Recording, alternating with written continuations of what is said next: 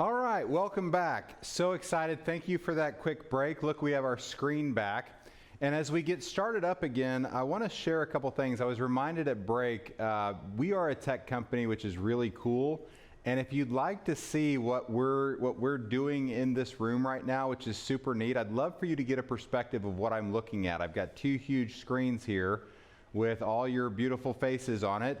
And so can we send around a picture or a screenshot of what we're actually doing, Dawn? Can we do that?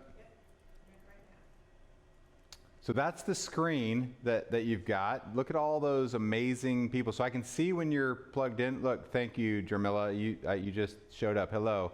And so I can see if you're logged in. I can see if you're on camera, all those good things. So isn't that fun? Now, let's go back because there were some great questions that I want to address. One person said, how many agents can a productivity coach handle at one time or at full capacity? And the answer to that is we still don't know. Because just like the millionaire real estate agent, productivity coaches build leverage and put leverage into their businesses as they grow. So we have productivity coaching programs with over 100 agents in them, and it may have some other agents as well. Now let me also back up and say, and to our friends in Argentina, I know that we're all in different places with our Keller Williams Market Center development.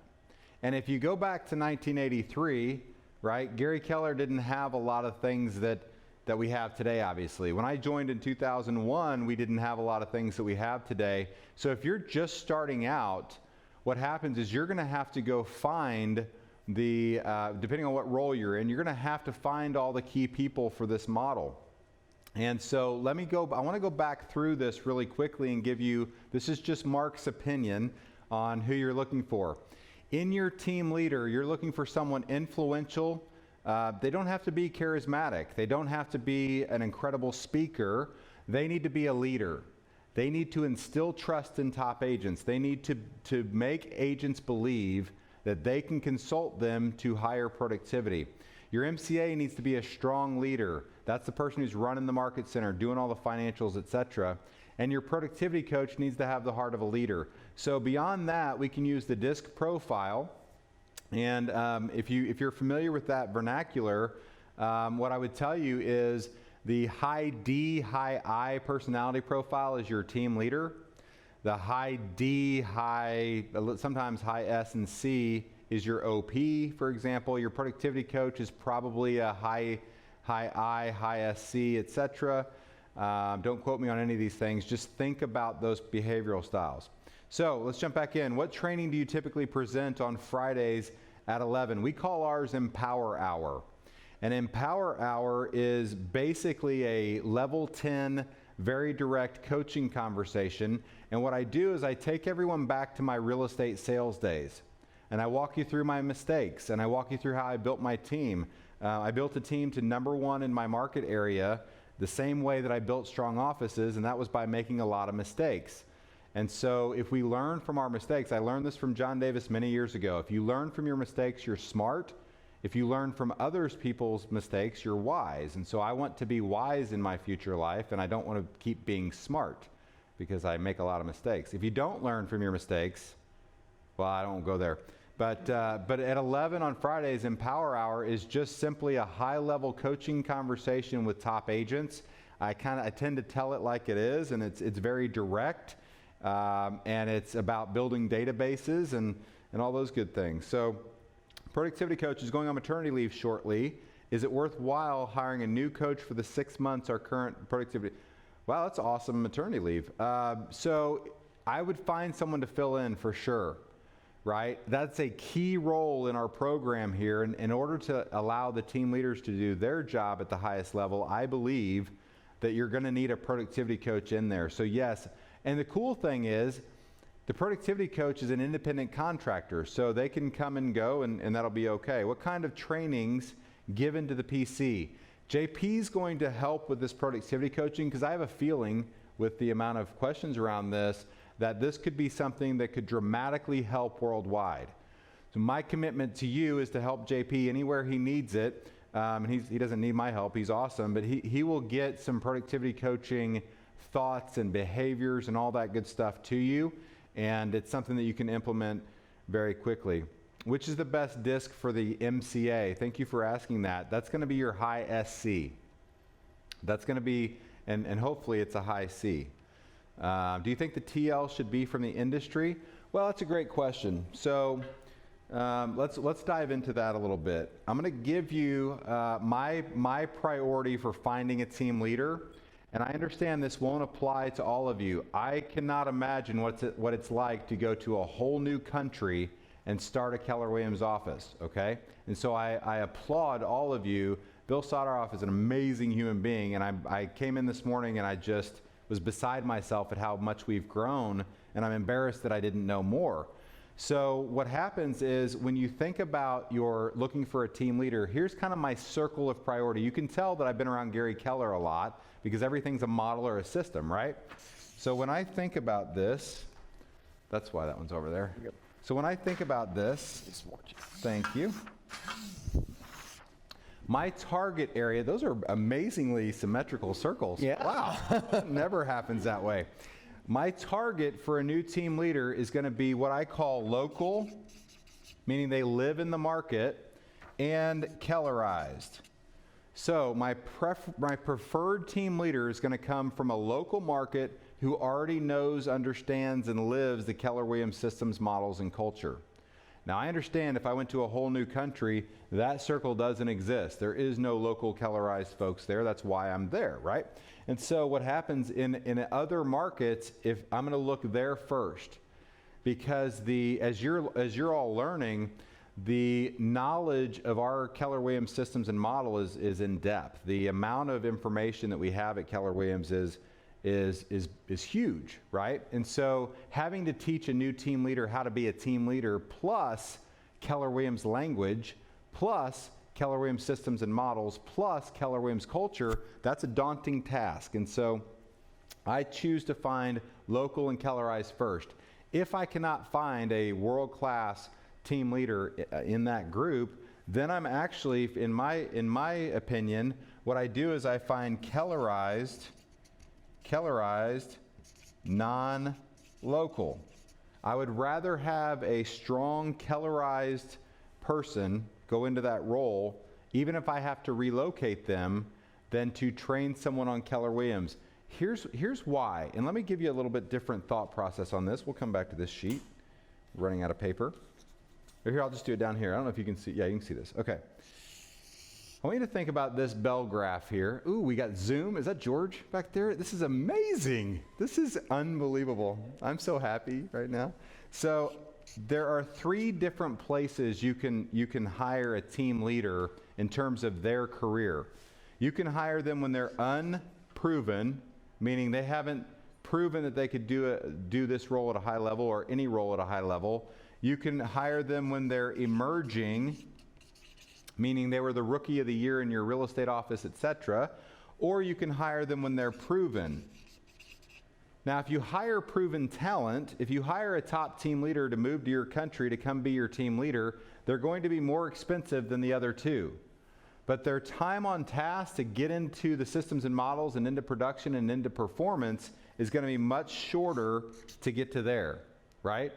If you hire unproven talent, the track to get into performance is much longer, but they'll be much less expensive to get into business with. So I've found the sweet spot is in emerging talent. Well, what does that mean? That means they've proven themselves in real estate sales, etc., or they've proven themselves in a team leader role somewhere else and they're looking for bigger opportunity, or whatever the case is. Now, I want to make it very clear, we don't poach team leaders from other offices. So please don't call my offices and my top team leaders and invite them to move to your country, because they all would go. And so then outside of that, then I'm going to come back and go local, non-KW as my third option if I can't fill the role with the first 2 options. So I hope that helps kind of think about this a little bit differently. Now, what you notice on here is I haven't talked about inside the industry or outside the industry. One of the biggest successes I can think of going outside the industry was when we hired a Kellerized title rep to be a team leader. They had been around Keller, they understood Keller, they'd been to family reunion several times, they understood Keller Williams, they were just in the title industry. So it's okay, in my opinion, to go outside of that. I was in the recruiting industry before coming to real estate. There's a lot of great industries. I used to think you needed a strong real estate background, and honestly, in the early days, JP, you did, because in the early days, we taught more about real estate sales, right? Now, with the way that the technology and Zillow and all those companies interact, and I don't know how it is in your country, we teach less real estate sales contracts, and we teach more about scripts and dialogues and sales in general. Now it translates multiple industries. So if you want to go outside the real estate industry, I don't think that's a bad thing personally. If you have a different opinion, please let me know. So what is your definition of market share agent? Thank you for bringing that up. They're in the top 20% of agents in your area. Well, what does that mean? If you have a cap, we all have caps, JP? So what it means, a market share agent, we define a market share agent as anyone who has 2 active listings and has done $500,000 in sales volume over the last year. Now, what I'm going to ask you to do is for a second, this is blasphemy, right? Record this, write this down. I'm going to ask you to forget about market share for a second. And I'm going to ask you to just focus on 2 cappers per month. So put in the chat section here, how much volume does it take for someone to cap in your market center? Just someone give me an idea. How much sales volume, how do I cap if I come to your market center?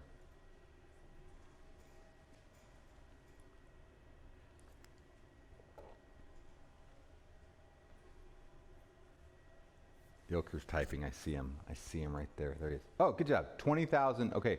20,000 GCI, 200,000, okay, great. So anyone who does that amount or higher, we want 2 of those people to join our office each and every month.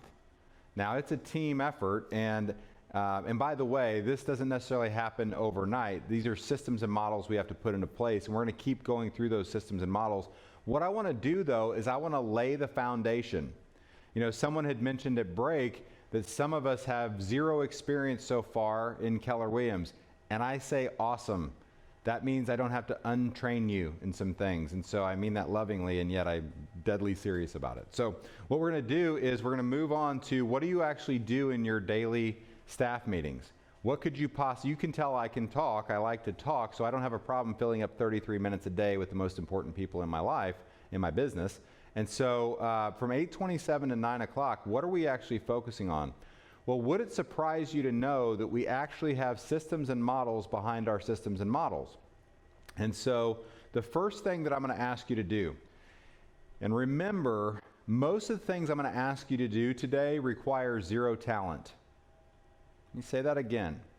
Most of the things I'm going to ask you to do today require 0 talent. What do I mean by that? I'm going to ask you to build a binder. What is a binder? You might call it a notebook. You might call it something else. It's going to be, anybody have a binder or notebook I can borrow? We'll bring one up if we find one. But what it's going to contain, what it's going to house, oh, look how awesome you are. Wow. So this is an example of a binder, right? No, you're amazing. And so each and every person, there's psychological reasons behind the reasons for everything that we do. In this binder will be all of your tools. It'll be your cap management tool. It'll be your gross goals worksheet. It'll be your pipeline. It will be all of the tools that you engage in to run your Keller Williams business. Ronaldo, are you okay? You look, all right. All right. You're like, that's a lot of tools. Okay. So, but we're going to have all of our tools in this binder. Here's why this is so important.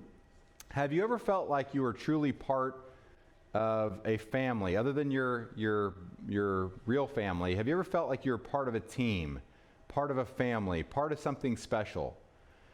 This is our letter jacket. In the States, what that means is this means we are on the same team. I want everyone on my staff, remember they're the most valuable people in my business, I want everyone on my staff to have a binder and to have buy-in. They're bringing these binders to every single morning meeting.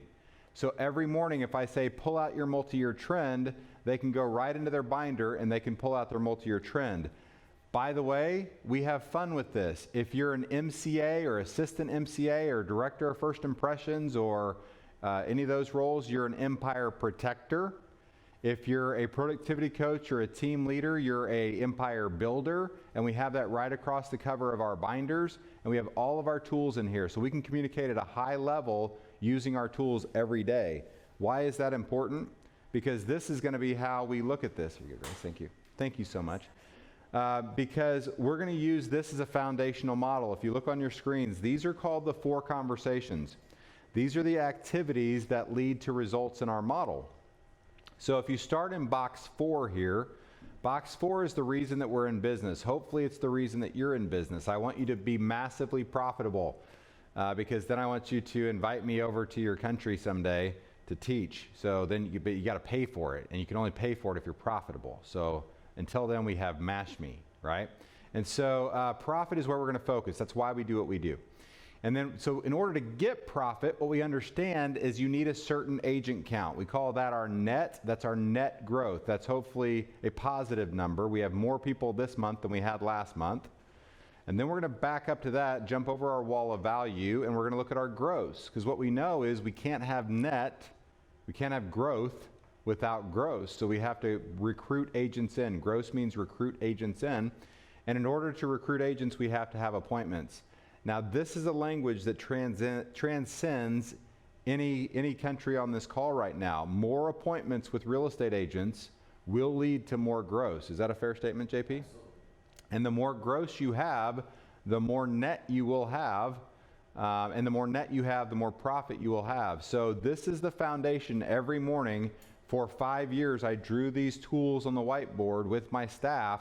And so there's a theme to every day. There's a theme to every day. And I'm just giving you the foundation. Remember, we're giving you exactly how to operate this system. If you will trust me and you will follow this model and you'll do it this way, I promise you will have success with this. We see it all over the country, all over in our country. And so now we want to see it all over all the countries, right? And so on Mondays, just look at your model here. On Mondays, we talk about our appointments. Well, what tools might we pull out of our binders on Mondays to talk about for 33 minutes? You got it. We're going to the pipeline tool. Look at your screen there. So Mondays, the theme of the day is always appointments. Now, here's what's cool. I want you to think about it this way. Never again do we have to worry about where to tell our time where to go. In other words, I know where I'll be as a team leader 2 years from now on any random Tuesday. At 8:27, I'm going to be in my staff meeting. Well, what am I going to be talking about on any random Tuesday? You got it. I'm going to be talking about gross. So appointments is Monday, gross is Tuesday. Well, what tools are we going to pull out of our binder? We're going to pull out our pipeline. We're going to pull out our gross goals. We're going to pull out our cap management. We're going to look at those tools and talk about our gross on Tuesdays. That's the theme. Wednesday, our theme is value.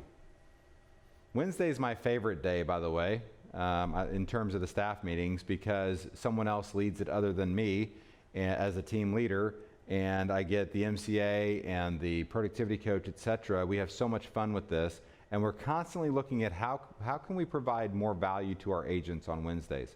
And we're going to look at our language or real estate tool. We're going to look at our multi-year trend. We're going to look at our training tracking and see how, as an office, can we deliver more value. Now, Thursdays, we're going to talk about net and how to drive that up and best practices and who's going out and who's coming in, etc. And then Friday is all about profit. So this is the theme. So if you're wondering what you talk about every day from 8:27 to 9, here you go. You got your theme, you got your tools, and we're going to spend our time. Write this down for me. This is really important.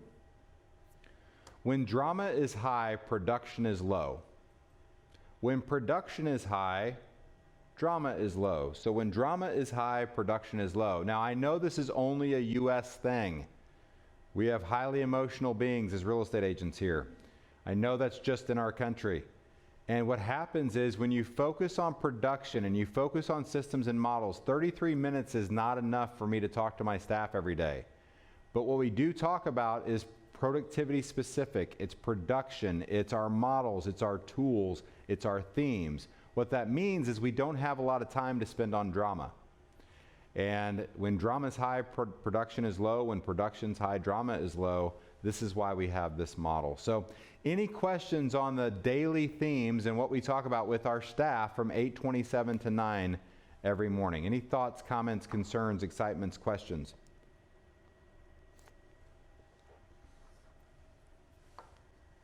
Or Slidos? Do you believe you all could do this? Hit me with a yes in the chat box. Just let me know. Thank you. Tiaman, did I say that right? Wayne, thank you. Awesome. Mandy, thank you. Patrick, thank you. Yeah, you can do this. And so far, we've given you nothing that requires talent to implement, right? And I mean that lovingly, but this is not, oh my gosh, JP could do it because he's talented, but I couldn't do this. This is stuff that all of us can do and requires no talent. Building the binder requires no talent. Giving the binder to everybody requires no talent. Asking people to be in a meeting at 8:27 to 9 requires no talent. Following this theme. You could even post this theme in your market center if you liked. Side note real quick, there's 6 people on my staff. Our staff meetings average 20 people in the room. Who do you think's showing up at those staff meetings every morning? What would your guess be? Katarzyna says starting tomorrow. Love it. Who do you think the 20 people in the room are in our morning staff meetings?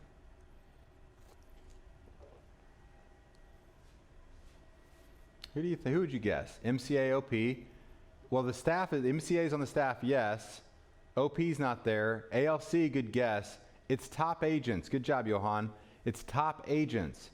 And what's happened is, because we've built this team and we are now the team leader and the MCA and the productivity coach and the director of first impressions are seen as a strong team in the market center. First of all, all of my agents understand if you speak to someone on my team, you're speaking to me. So don't treat them differently than you would treat me. My staff is the most important group of people to me. And so what happens is top producers, there you go, top producers come to that staff meeting because they see how we have built that, and so they want to build their own teams that way. Someone says, can you give an example of how you do a net meeting? Absolutely. We're looking at the pipeline to see what our gross is going to be. We know how many people we anticipate leaving. We know if board dues are due or if there's a reason, agent's seasonality, whatever the case is. So on a Thursday, what we're talking about with net, we're tying it to Wednesday's conversation with value. But what we're talking about is is there anybody that we can save that's going out the back door? Is there anybody that we need to have another conversation with? Lately, it's all been about teams because our biggest attrition is happening on teams because our teams aren't delivering the same value that market centers are. And unfortunately, when people join teams and it doesn't work out, they tend to leave the market center. So lately, we've been really meeting on that piece of it. Hey, Mark, in that net meeting, who on the staff is accountable to come in and be aware of who might leave? Obviously, you all have a sense of it. Mm-hmm. There's seasonality, dues are coming up, maybe the market shifted. But who's the leader in the staff on bringing that conversation to the forefront and say, here are the people we are concerned might leave the market center? Great question. So the ultimate answer is the MCA, but let me tell you how we get there. The MCA is really, they're running the market center, right? And what happens is we have an at-risk list. And the at-risk list automatically includes the bottom half of our agents because they're at risk because they're not making a living selling real estate. So they're automatically there. In addition to that, we hear grumblings from time to time. We have an agent right now who has just offered 2 years of free cap from a competitor. And the fact that he mentioned that to someone on our staff means that he's at risk. So we're reaching out, talking to those folks, figuring out what that looks like, et cetera. So the MCA is ultimately responsible for that. As the month goes on, you're going to see the weekly theme here in a second. And as the month goes on, most of our agents leave at the end of the month if they're going to leave. And so what happens is the MCA is going to control that meeting. The net meetings are really value meetings. There's usually, because we have such a strong team, if someone's thinking about leaving, we're doing everything we can to keep them from doing that in the moment. So it rarely makes it to the next Thursday, but we at least have the conversations because we want to know. We want to have best practices. Why would someone leave? We think we have the most amazing office on the planet. Why in the world would anybody leave? And by the way, side note, people ask me all over this country, they'll say, if Keller Williams is so great, why does anybody ever leave? And my response is that because Keller Williams is still made up of people, and people are people. So why should it be? You and I should get along so awfully. Come on, that's a song, but that's true. But what happens is people are people. People don't always get along. And so you can have the most amazing model in the world, and we do. You can have the most amazing technology that we're on right now in the world, and we do, and you still have people have issues with other people, and so that's why I think people choose to leave. The other thing that's different about our industry today than any time that I've been in it is our competitors are getting very desperate. And we're having competitors do things I've never seen, write $50,000 checks to a $4 million producer to recruit them. I've never seen a competitor get that desperate. And so times are a-changing. So, all right, we good on that one? Mark, could I just highlight something you said, if you don't mind? I think just the context of the staff meeting and at the level that it is being done in market centers like yours and in some of the market centers in the United States and of course outside, it's another example of how if we operate like business professionals and we make or allow our agents to be exposed to that, that's value. And I think Gary did this in the very beginning by breaking some cultural norms that were in existence and still are in the United States, by being, for example, an owner of a market center, of a real estate office, and actually talking to his own agents about profit and how to run a business and how to manage expenses versus revenue. And I think the team meeting or the staff meeting is another example. I didn't even realize that you were allowing agents to come. And I want our regions and our market centers to hear that, because when we treat our agents like business professionals and not agents with a job, they gravitate to that. They are desperately seeking out those kind of conversations and that kind of training. And so even something as simple or as obvious as a staff meeting can become value. And thank you for sharing that, because that's a huge aha for us as well. Yeah, you nailed it. We're modeling out, right? We're modeling how to behave as a strong unit. And so someone asked, can you give some tools for Thursday and Friday meetings? If you look at your chart here on your screen, we're going to tie all the value tools on the net day. We're going to talk about our trend. For example, if our office is outpacing the market by 20%, right? And let's say that we understand that. If our office is up 30% over last year, this agent who's been offered money to or no cap for 2 years to leave, his business has doubled in the last year. And so it was a really easy conversation for me to have with him and say, look, do you believe your business didn't grow for the 5 years before you joined us? You came here in your first year, you doubled your business. Is it worth paying no cap to the competitor for 2 years and not have your business grow? By the way, here's the tools. So we use cap management because, again, remember that nucleus. My thinking as a team leader, as a top team leader, my thinking is all about protecting the nucleus. So I'm running to trouble. Little bad things turn into big bad things, right? And so what happens is the tools we're going to use are for Thursday are going to be our value tools, our trend, our language real estate, our training tracking. We're going to use a lot of the tools all the time, really, but we're going to look at cap management. If we lose a capper, heaven forbid, we know where to go backfill. By the way, on my cap management tool, we have an at-risk. If I have a little X on one of a capper, that means they're at risk. They could be at risk for leaving. They could be at risk for not capping. What it reminds me to do is I have to replace that person. Remember, if I'm recruiting 2 cappers every single month and we have a 90% retention rate with our cappers, if I've got 120 cappers, let's dream for a minute, in my market center, that means I'm losing 1 capper a month. If you've got 120 cappers in your market center and you're losing 1 a month and you're recruiting 2, you are just fine. You're awesome, right? And so if you have 60 cappers, you're losing 1 every other month, right? So if you're recruiting 2 a month, you're amazing. So recruiting 2 cappers a month, always think of it this way. Almost all of you on this screen sold real estate, right?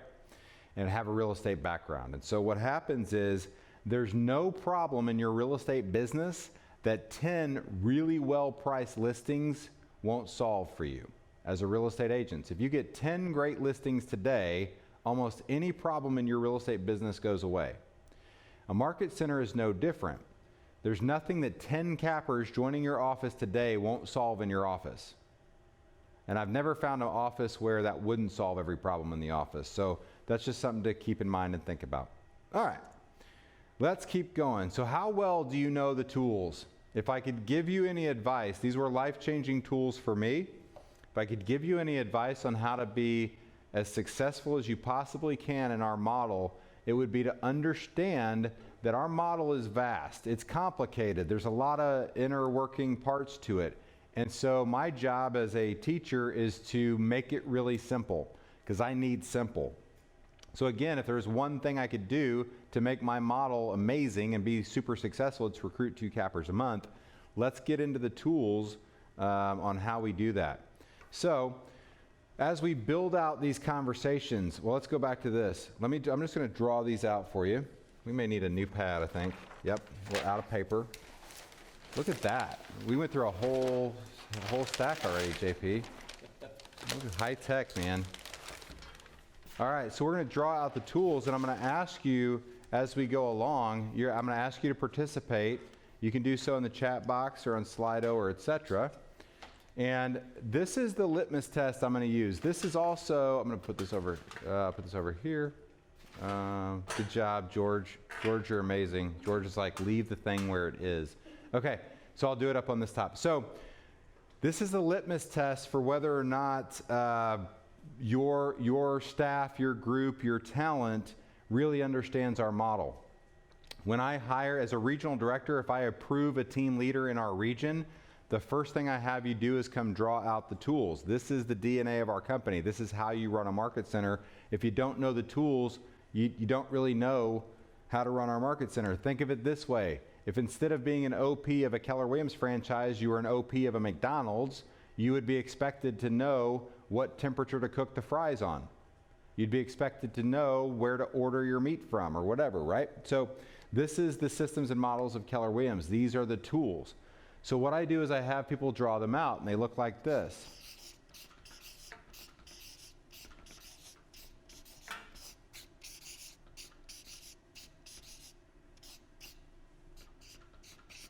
All right, so what is this? Good job, George. That's perfect. And by the way, you can draw these boxes 1,000 times and they never get any more square. So I'm just going to throw that out there. So what are the tools? Can you name all the tools? Do you understand how the tools work and flow together? Right? So I'm going to ask you, and throw it up in the chat box. Get ready. Get ready. What's this box right here? What is that? What is that box? In our tools, what is that tool? Those of you who've been around a little bit, tell me what is that tool? Good job, Elizabeth. Woo! All right, cap management. This is cap management. Robert, do we have screenshots of this? I don't remember. Nope. All right, we don't yet. That's okay. So this is cap management. And the short version of cap management is this is how we fend off seasonality. Okay, so this is, all of you, I'm assuming, have some times of the year where your market is stronger than others. It's rare if you don't. If you don't, you still want cap management. You want to make your revenue coming into your business as evenly distributed as possible as you can throughout the year. Well, how do you do that? Well, each of us have a set amount of expenses in our office. And so what we do, let's say your expenses to run your office are $40,000 a month. That means if your cap is $20,000, you need 2 cappers in each and every month just to break even. If you understand the 25-point economic model of Keller Williams, what you understand is point number 16 is that cappers cover your expenses, everyone else is profit. So when I say recruit 2 cappers a month, that's our economic model. And so cap management just allows you to spread out the anniversary dates of those cappers. So that's cap management. All right, let's see who can get the next one. What is this box? What is this tool right here? Second tool. Gross. Good job. Ilker's on it, man. This is your gross goal worksheet. Gross goal worksheet. And all this does, this is an Excel spreadsheet. And all this does is update every month based on what happened the last month and tell you how many agents do we need to recruit to stay on track to hit our net goal. So someone give me an example. Do you have a net goal for the year in your market center?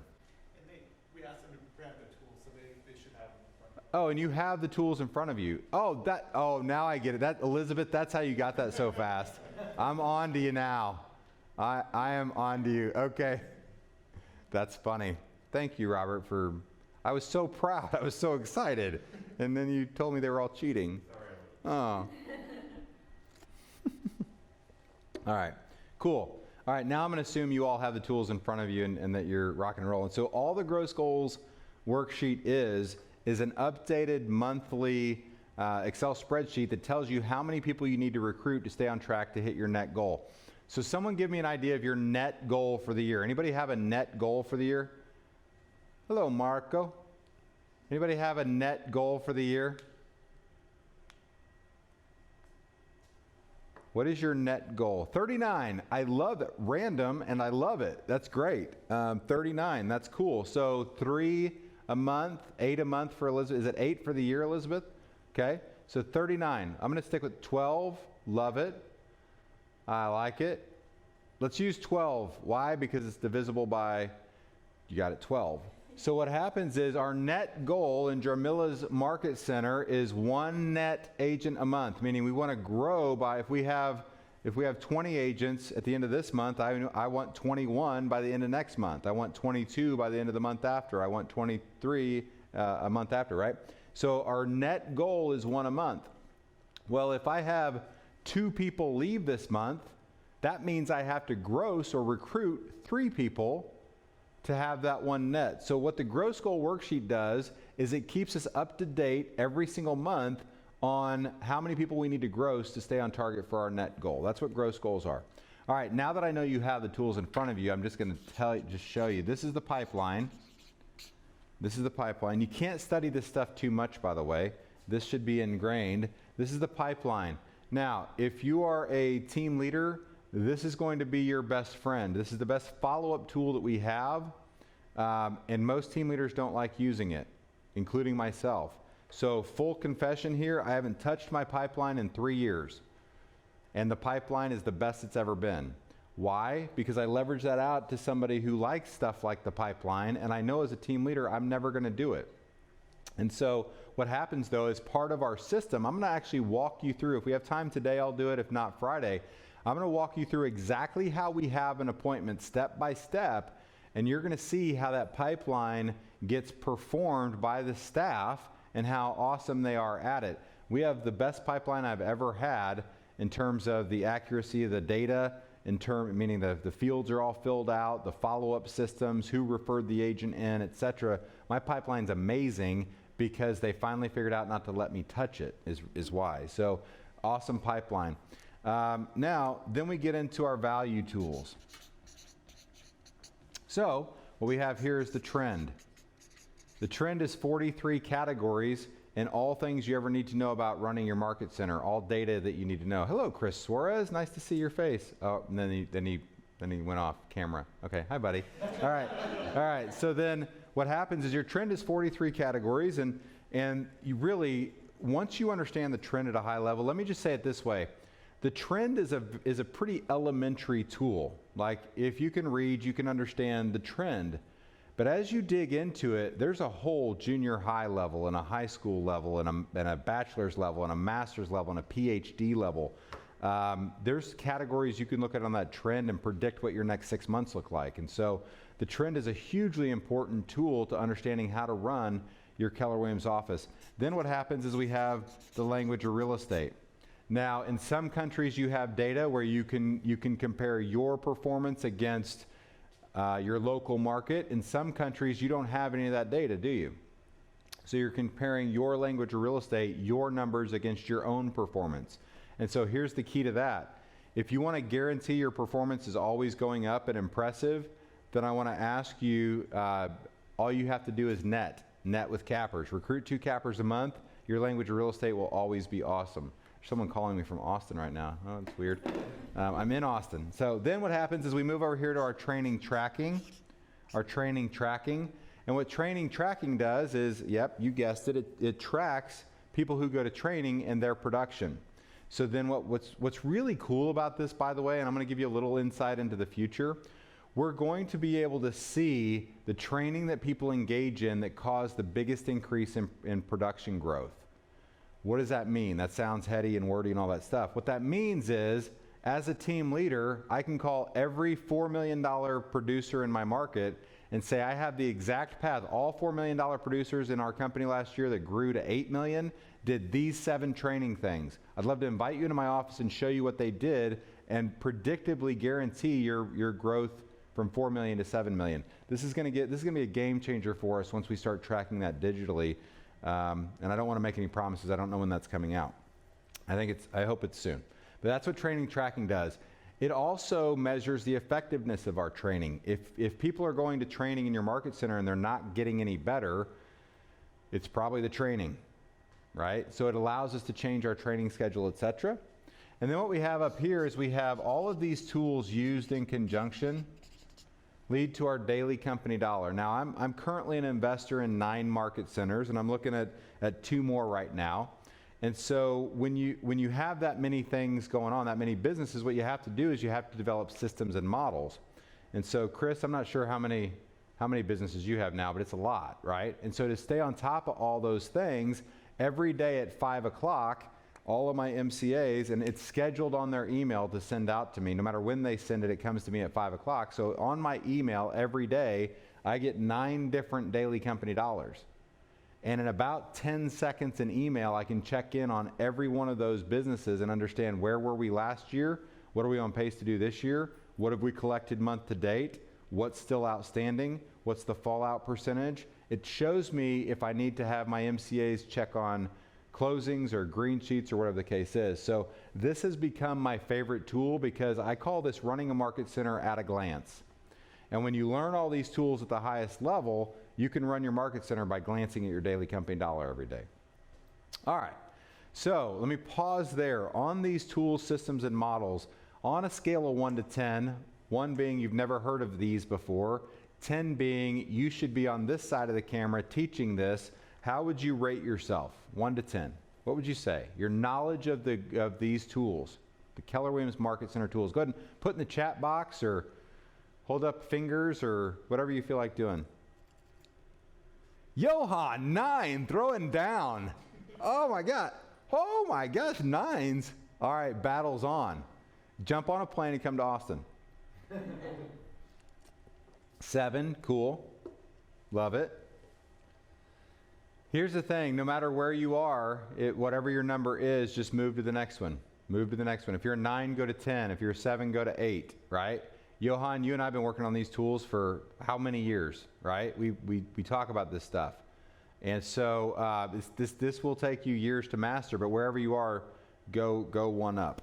Go 1 up. Now here's the big litmus test. If I walk into your market center, who's the first person I'm going to see? Go ahead in the chat box. Who's the first person I'm going to see if I walk into your market center?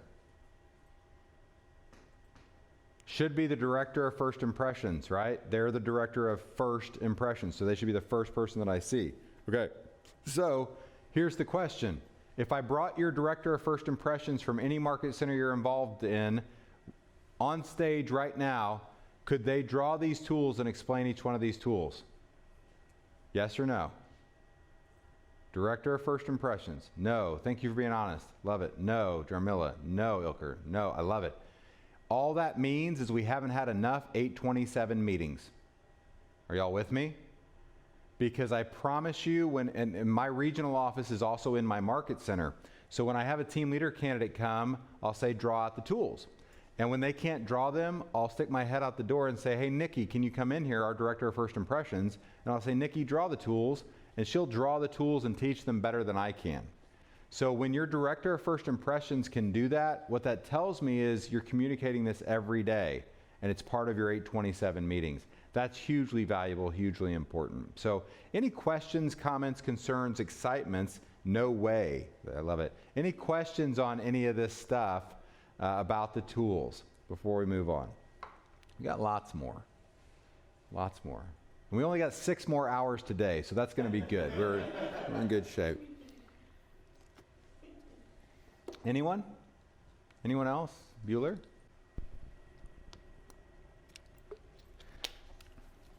JP, you got anything over there?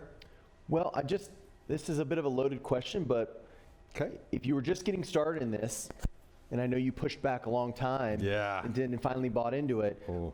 which tool is your favorite? Which is most important for the team leader to start mastering first? Yeah, the politically correct thing to say is they're like children and they're all, no, that's not true.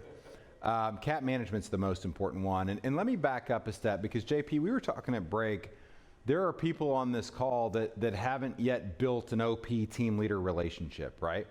And in my mind, this is the fundamental business relationship that an OP has with their team leaders, right? I hope that you love, there's a great book Gary had us all read called The 13 Fatal Mistakes Managers Make. Is that the right title? And chapter 8 was one of the mistakes managers make is being a buddy, not a boss. And sometimes because we're buddies as OPs with our team leaders, we don't hold them accountable to mastering these tools. And that's robbing them of opportunity. See, what we believe is you're either preparing for your next opportunity or robbing yourself from it based on the decisions that you make. And so as an OP, it is my incumbent duty to care about my team leader and their families and their lives. And what I want to do is I want to make sure that I'm giving them, I'm equipping them with the tools they need to go change their world. And so as an OP, I owe it to my team leader to teach them this. And so from that relationship, JP, what I learned very quickly is as a team leader, and I mentioned to open this call, and I don't want it to be a weird thing, but I want you to inspire people to be that team leader. I want you to understand that top team leaders make over $1 million a year. I want you to understand that statement, right? That's a different economic thermostat than most of us have with our team leaders. And so when you understand that, what you realize, what I had to realize is there must be some tools that drive me to my goals faster and more efficiently. And for me, that one tool was CAP management. If I can get, easy for me to say, remember the atom conversation with the nucleus. It's all about the nucleus. If I can go recruit 2 cappers a month, then mathematically, statistically, as a team leader, I'm on my way to building an income over $1 million a year in this company. That's abundant thinking. So do I have a favorite tool? Heck yeah. CAP management's what caused me to have the opportunities that I have today. Being able to recruit cappers and consult cappers is what gave me the opportunities that I have today. So, would you have a good advice for new team leaders starting from nothing? Yes, I would, or if they're on this, be on this, number 1, and 2, go back and rewatch this, and then 3, watch it again, and then 4, be on the growth initiative calls, and then 5, find a way to get to a team leader fundamentals in person, all that good stuff. Network with top team leaders that are doing this. Go to our team leader fundamentals page on Facebook, and you can get lots of tools and downloads and other things and interact with lots of cool people. Where can you find a breakdown of the tools? That's a great question. Where can they find a breakdown of all the tools? Yeah, great question. So our regions in worldwide have full access. Should be on. You guys hear me okay? Mm-hmm. So our region should have full access to all of the growth initiative tools and as downloads. Many of that was provided through the training materials that we sent out to all the regions. So my first answer would be work directly with your regional leadership to make sure they're giving you access to the digital files of the growth initiative tools that Mark just listed out on the flip chart. And of course, there's video and other training materials that go along with that. If they have any trouble with that at all, the regions know how to get in touch with us so we can get you quick access to those digital files. And hopefully everyone has printouts of what we're discussing right now.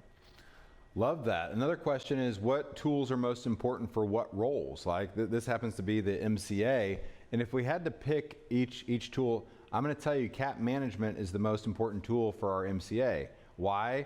I hired my MCA at $15 an hour. Because of CAP management, in her second full year, she made $200,000. Now, do the math on that. What does that mean? The way that she was bonused is based on her productivity. So CAP management was her favorite thing. Her whole job was to keep me focused on recruiting cappers so that she could earn bigger opportunities. And so what happens, I'm going to say the entire Market Center's most important tool is CAP management. They're all important. I don't want to make it sound like one's more important than the others, but there is a more important than the others, and it's CAP management. So if you nail it, think about it this way. In your own Market Center, if you nailed CAP management right now, and you were CAP managed and winterized with cappers in your Market Center, is there anything else, any other tool that would help you faster than that? The answer's got to be no.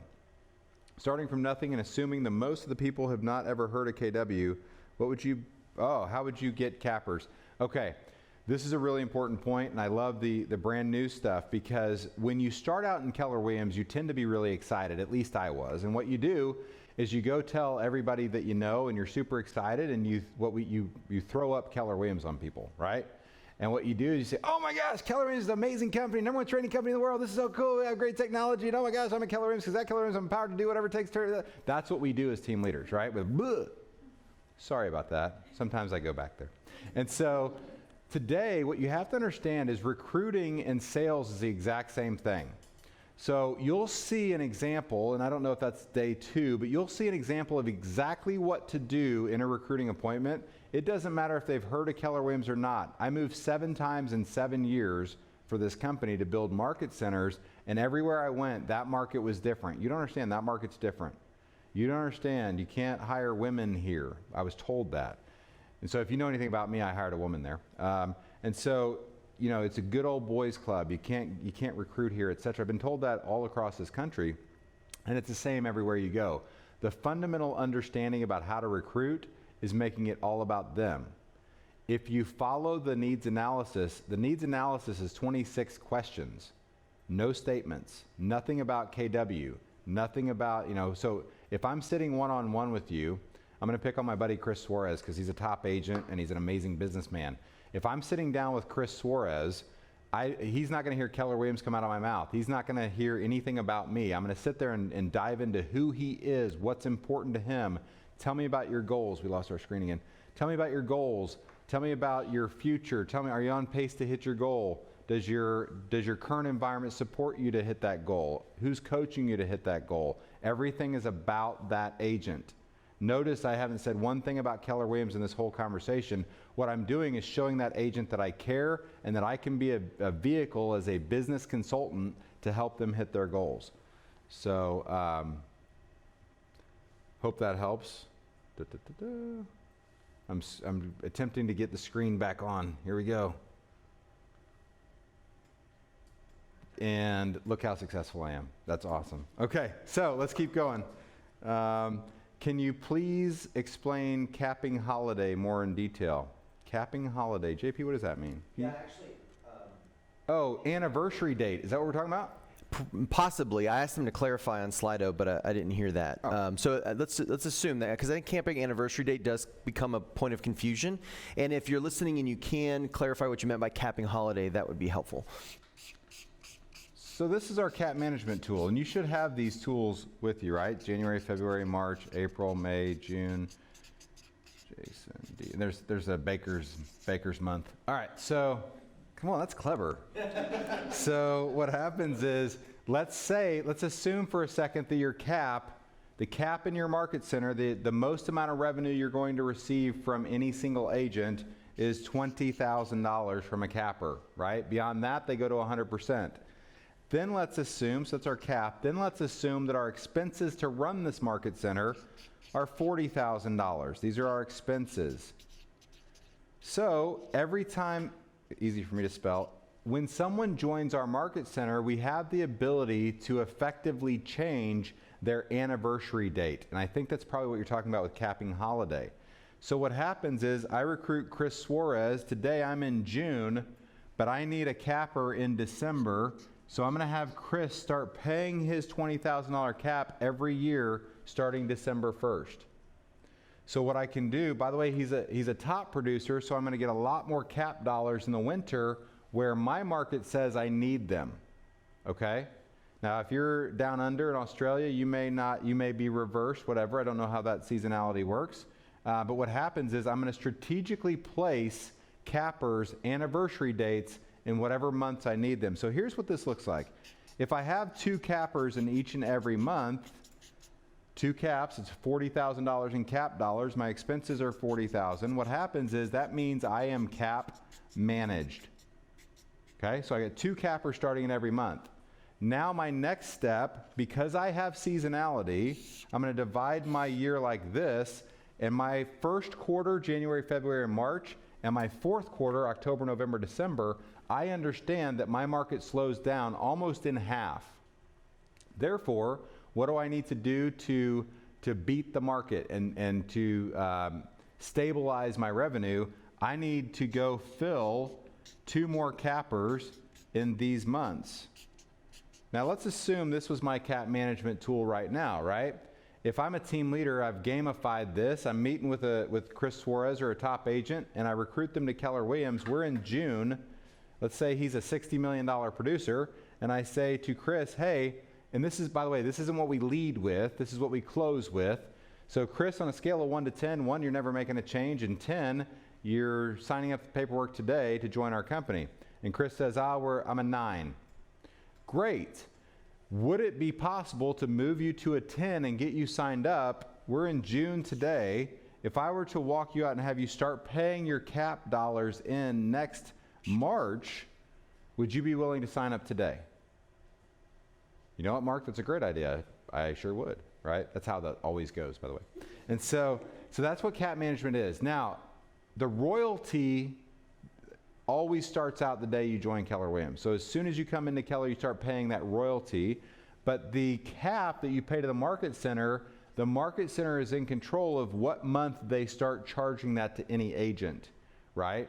If you're like me, when I started my first Keller Williams office, people just ended up in whatever month they joined. And so for me, the two biggest recruiting events of the year were Mega Camp and Family Reunion. So if you looked at my cap management, which we didn't even use back then, but if we had, what you'd have seen is October and March would have been full of cappers. Why? Because we took them as guests to Family Reunion and to Mega Camp, and they joined our office the next month. And so if you look back at our financial of those days, it was ridiculous. Our Octobers were amazing. Our Novembers were not as amazing. Our Decembers and our Januarys were terrible. So thank goodness for this tool. This is the tool that caused us to have big opportunities. So hopefully that helps. So hopefully that's what you mean by cap holiday. Does it mean they can earn 100% on that period on deals they write in that time? Correct. That means until Chris starts paying in next March, July, August, September, October, November, December, January, February, he gets 100% minus his royalty, right? And someone like that's going to cap month 1 on their royalty. So JP, that's true. Yeah, right? yeah, it's exactly right. Let me just add to that to just highlight what you were saying, Mark. Again, just to make the point, this is the market center's decision. So team leaders, make sure you're in a high level of communication with your market center OP, who must approve when you do cap management and for how long. So create that conversation now so that when that capper comes on board and you're ready to offer this to that special capper, to put their anniversary date in the month that you need it, you know what you have the authority to offer. So have the conversation so that when that moment arrives in the conversation, you can say, what would move you to a 10? How about we have your cap date start here, that you know the OP is bought into that because it affects market center income. So you want to make sure you're having that conversation with your OPs. And I just love this because when you step back from this tool, this is how we create market centers that are stable, highly profitable, and more importantly, predictable, and not just have our offices ride the wave of seasonality that exists everywhere in the world. And the last thing I'll say, just to clarify for our worldwide teams, is remember, our winter breaks down as exactly as Mark described in the United States. Your seasonality will be different. Not only because of winter and fall and summer, but also because of different cultural aspects in our countries. So understand you should adjust that within your cap management so that your weaker months in the market are shored up with great capper counts. Thanks. Love it, JP. That's awesome. So someone said, can we get a copy of the questions? We're going to walk you through an exact needs analysis. And remember, go to TL Fundamentals on Facebook, and yes, they will be right there. So anything that you need is there, and if it's not there, then Robert will get it there, right? We're on it.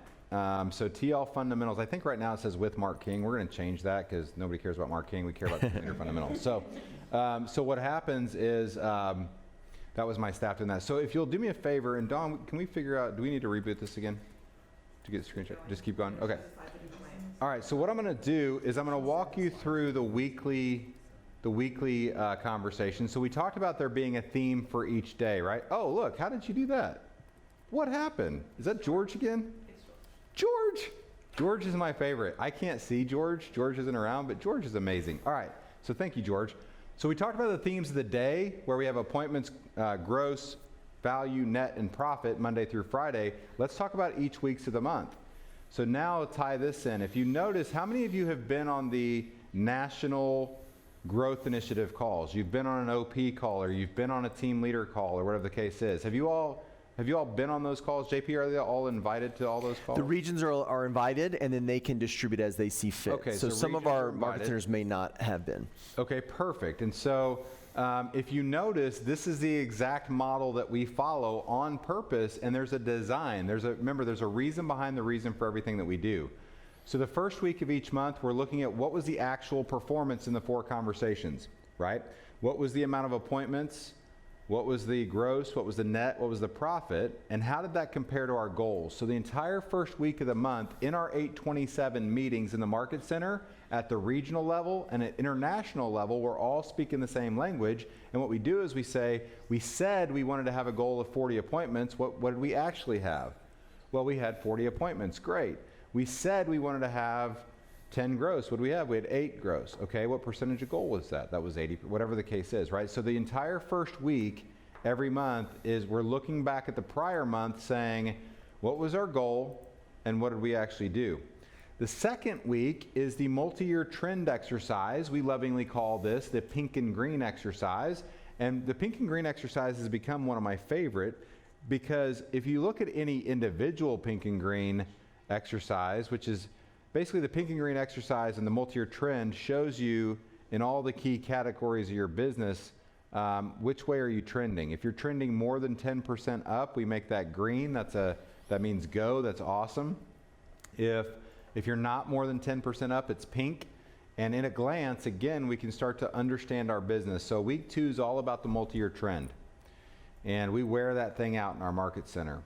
Week 3 is the 4 conversations. The 4 conversations are the international, region, your country, your market center, etc., where you're going over your goals for appointments, right? You're doing the same thing as you do actuals versus goals, but in week 3, you're focusing on year-to-dates. You're focusing on a different format of that. We'll go into that later. And then week 4 is all about projecting what our actuals are going to be this month, okay? So that's the theme of the week, and if you'll follow that and get really boring with me, right? And I realize in some countries it's late at night, and this might put you to sleep, and that's okay. The more boring you get, the more successful you're going to get. Sound good? All right, so now we need to go to a video. So I need to do anything special? I mean, I remember what to do special, but does the screen matter for video? Or do you want to skip the video? All right, we're going to try the video. Watch this. This is how techie I am, everybody. You ready for this? What? I will. All right. Let's see if I can pull it off. Holy cow.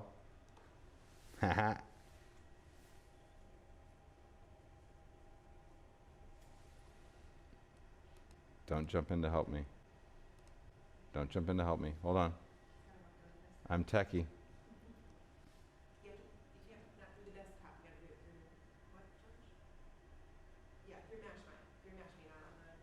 I understand.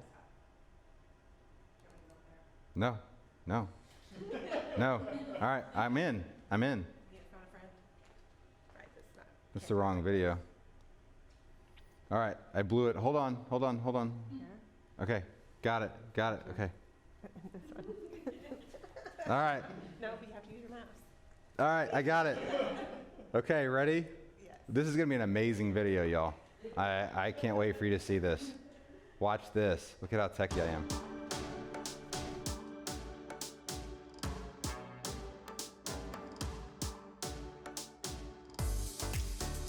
All right, guys, welcome here. Thank you so much for coming in. I'm excited to kind of hear some numbers and talk through. Let's talk about y'all first. How are y'all doing? How's the market center feeling? Doing really good. Feeling awesome. Awesome. Agents are I like excited, that. staff's excited, everything's going well. We just had a great mega agent event yesterday, so that brought a lot of energy into the market center. And this month so far, we had a $10 million and a $14 million producer join, which was great. Okay, so you had a $10 million and a $14 million producer join this month. That helps the energy, I'm assuming. Yes, Definitely. both teams too, so that was good. That's fantastic. All right, well, let's jump into these numbers. What do you say? Yeah. Great. All right, so, all right, our appointments. What was our goal for appointments? Our goal for the month is 40 appointments. Our goal for the month is 40. Where are we? We're at 30 appointments right now. We're at 30 appointments? All right, where should we be? Right at 30, so we're right on track. That's awesome. Congratulations on that. So, all right, talk to me about your market share numbers. Yeah. So, where are we? How many market share appointments? 12. 12? So far. Mhm. All right, perfect. All right, so 12 a month is, or 12 so far this month, that's about 30%. It's about 30% in terms of what you were looking to accomplish. Now, we've been kind of running this 30% for a while. So I know you've been working hard. Right. All right, so it's not a question of working hard. It's just how can we work smarter? Well, I think working into the conversation, the disappearing cap Okay. has been good because that handles a lot of objections that we've had, and it's kind of an immediate reward that they can see when they come over. That's also getting more market share appointments from current market share appointments. And Okay. so going back to the market share that's came in Okay. and saying, hey, who do you know capper-wise that we could talk to set an appointment with this week? And so that's helping leverage that using the disappearing cap strategy with the new recruits that just came over. So how are you going to know that's been successful? When we have the appointments going up. Appointments so going up. when we're at 50%, that's how we know. So how do we go get this between now and next week when we meet? Because it's week 3 right now. Right. How are we going to get 6 more market share appointments than what we currently have? Go and have these conversations. I think spending not just time cold calling, but spending that time having the conversations with our current cappers that are here and saying, hey, who do you know that I should be talking to or that I could meet with this week? And by the way, once we do that, we can use the disappearing cap strategy with you and help you offset your company dollar. All right, I love it. I love it. All right, so what about our gross? How are we doing on gross? What was our goal, Abby? Our goal for the month is 10. We're about 2 short from where we should be.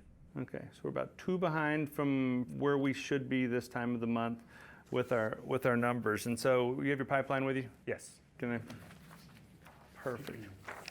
All right, so we need for the rest of the month 5 to hit our goal, correct? Correct. Is that, am I right? Got my We numbers need right? 5 more. Yes. We need 5 more. How many do we have for the rest of this month coming in? So right now, for the rest of the month, we still have 10 that are projected as 10s. Okay. No. So a couple of these on the other 10s are kind of market share type people. And so, for example, Jessica, what's going on with Jessica? Where is she in this process of moving over? So Jessica's a capper. I think part of it, she's still trying to figure out just transition plan and some of that. So I've been working with her. Actually, each week we're following up with her on that. Okay. We've talked about cap management. Abby had looked at some holes that we had in February, which would actually be a little bit more time than what I'd offered her originally. And so because we have that, that's something I plan to go back this week and have that conversation. Okay, So- is that your cap management? So, all right, so our opportunity then comes in February. Correct. Do you think by having that one conversation with her, what do you think was her hot button? You said she's a capper, which I like.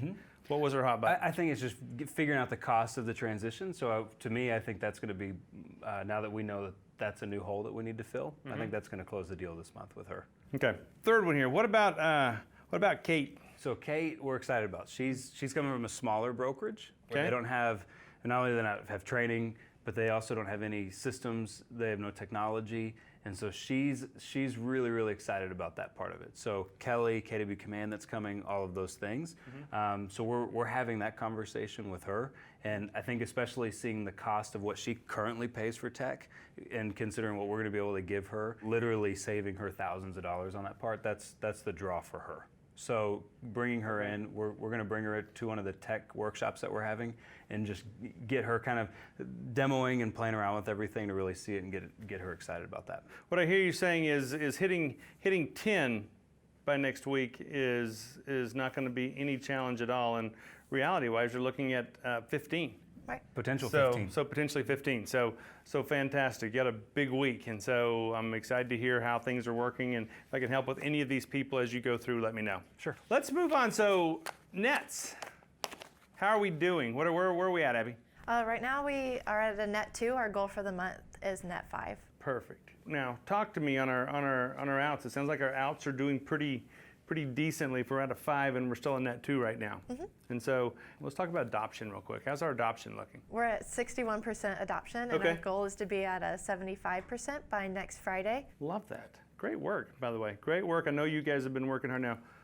talk to me about what's our strategy to get from 61 to 75? Well, this morning, actually, our staff got all together and we all made calls, about 120 total calls, and connected with our people, just introducing Kelly, making sure that they were able to download it, seeing if we could help with anything. And it was also a really good way to mention that we have Bold coming. So it's really giving us the opportunity to reach out to our people and show them the new technologies and get them involved as well. So it's been great. I love hearing that. Talk to me. How did we tell our story this week? Now, I think we had team meeting, right? This week was our team meeting, and it was our highest attended of the year. So we took that opportunity to talk about our training tracking numbers, which have been awesome. So we were able to tell them anyone coming to 2 or more trainings a month, we're making about $65,000 more than those who weren't. Wow. Anyone coming to 2 or more trainings a month made how much more? 65,000 more. That's a great number, 65,000 more. So you put that out at team meeting? Yes, that's our most attended thing during the month. So Yeah, you can see their eyes opening Yeah. when they saw that number. So they were glad to be there because they're part of that number Right. by being at team meeting. Yeah, $65,000 more though. You could see the light bulbs going off on the value of being there. All right. Great work. How many came to team meeting? we had about 110. Perfect. All right, so let's move over to profit. I'm getting the daily company dollar, and so it's looking strong. Absolutely. Talk to me. What's our goal for profit? Our goal is 80,000 for the month, and we're at about 60,000 right now. Wow, we're already at 60,000 for the month. Yep, those numbers are looking awesome. And according to my soft close last week, our listing units are up over last year, so we should have really awesome lure numbers, and it should turn into great profit for next month too. So we're really excited about that. All right, so you're saying listings are up. We're already at 60. We got several days left till the end of the month, and so do we see any challenge on hitting that 80 as our goal? We should beat it. We should beat it. Yeah. All right, I love it. Yep. Yeah. I Our love cap it. management's stronger this month than it was this time last year, and so we have 2 more cappers this month than we had last year, and then 1 more last month than we had the year before. So that's helping add to that as well. Now, how confident are we in projections? Because we're projecting a little bit higher than that. Yep, and right now our fallout rate is a little bit higher than we're used to seeing. And whenever we make those calls and conversations to our agents, we're noticing some lender issues, some appraisal issues. So it's a really big opportunity for us to get ahead of that and start using that in our training calendar and make sure we get ahead of it before it becomes anything else. Excellent, excellent. Well, numbers look great. And from everything you've seen, is there anything that's going to stop us from not just hitting but blowing away our goals for this month? No, we I feel don't see good. anything. Yeah.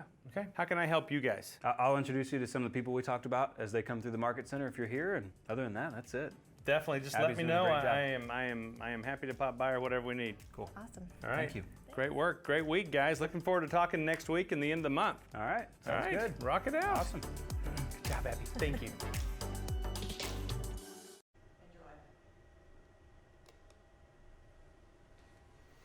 Okay, super exciting. What did you get from that video? What we're going to do is we're going to take another 10-minute break, come back in. We're going to get into objection handling. For the last hour of our presentation here, I want you to be prepared to interact like you've never interacted before. I want your hands going nuts on your keyboard. I want you to talk to me, etc. But write down for me right now what you heard, what you learned. There's an echo on your end. I'm sorry about that. Is the echo from me or was it from the video? I think from me. Echo, video. Okay, cool. All right, good. So I can imagine listening to me once, but twice, that was a joke. So what we're gonna do is we're gonna take a short 10-minute break, be back here, and the last hour is a sprint. Lots of really cool stuff to do in that last hour. Thank you very much. We'll be back. Welcome back. So excited. Thank you all for being here. Thanks for your participation today. I hope you're having fun. I'm having a blast. I have an amazing team around me. Let's jump back in. So we're talking about consulting our top people. Remember that as a top team leader, as a market center, as an OP, agents need to feel like you have the ability to take them where they want to go. What does that mean?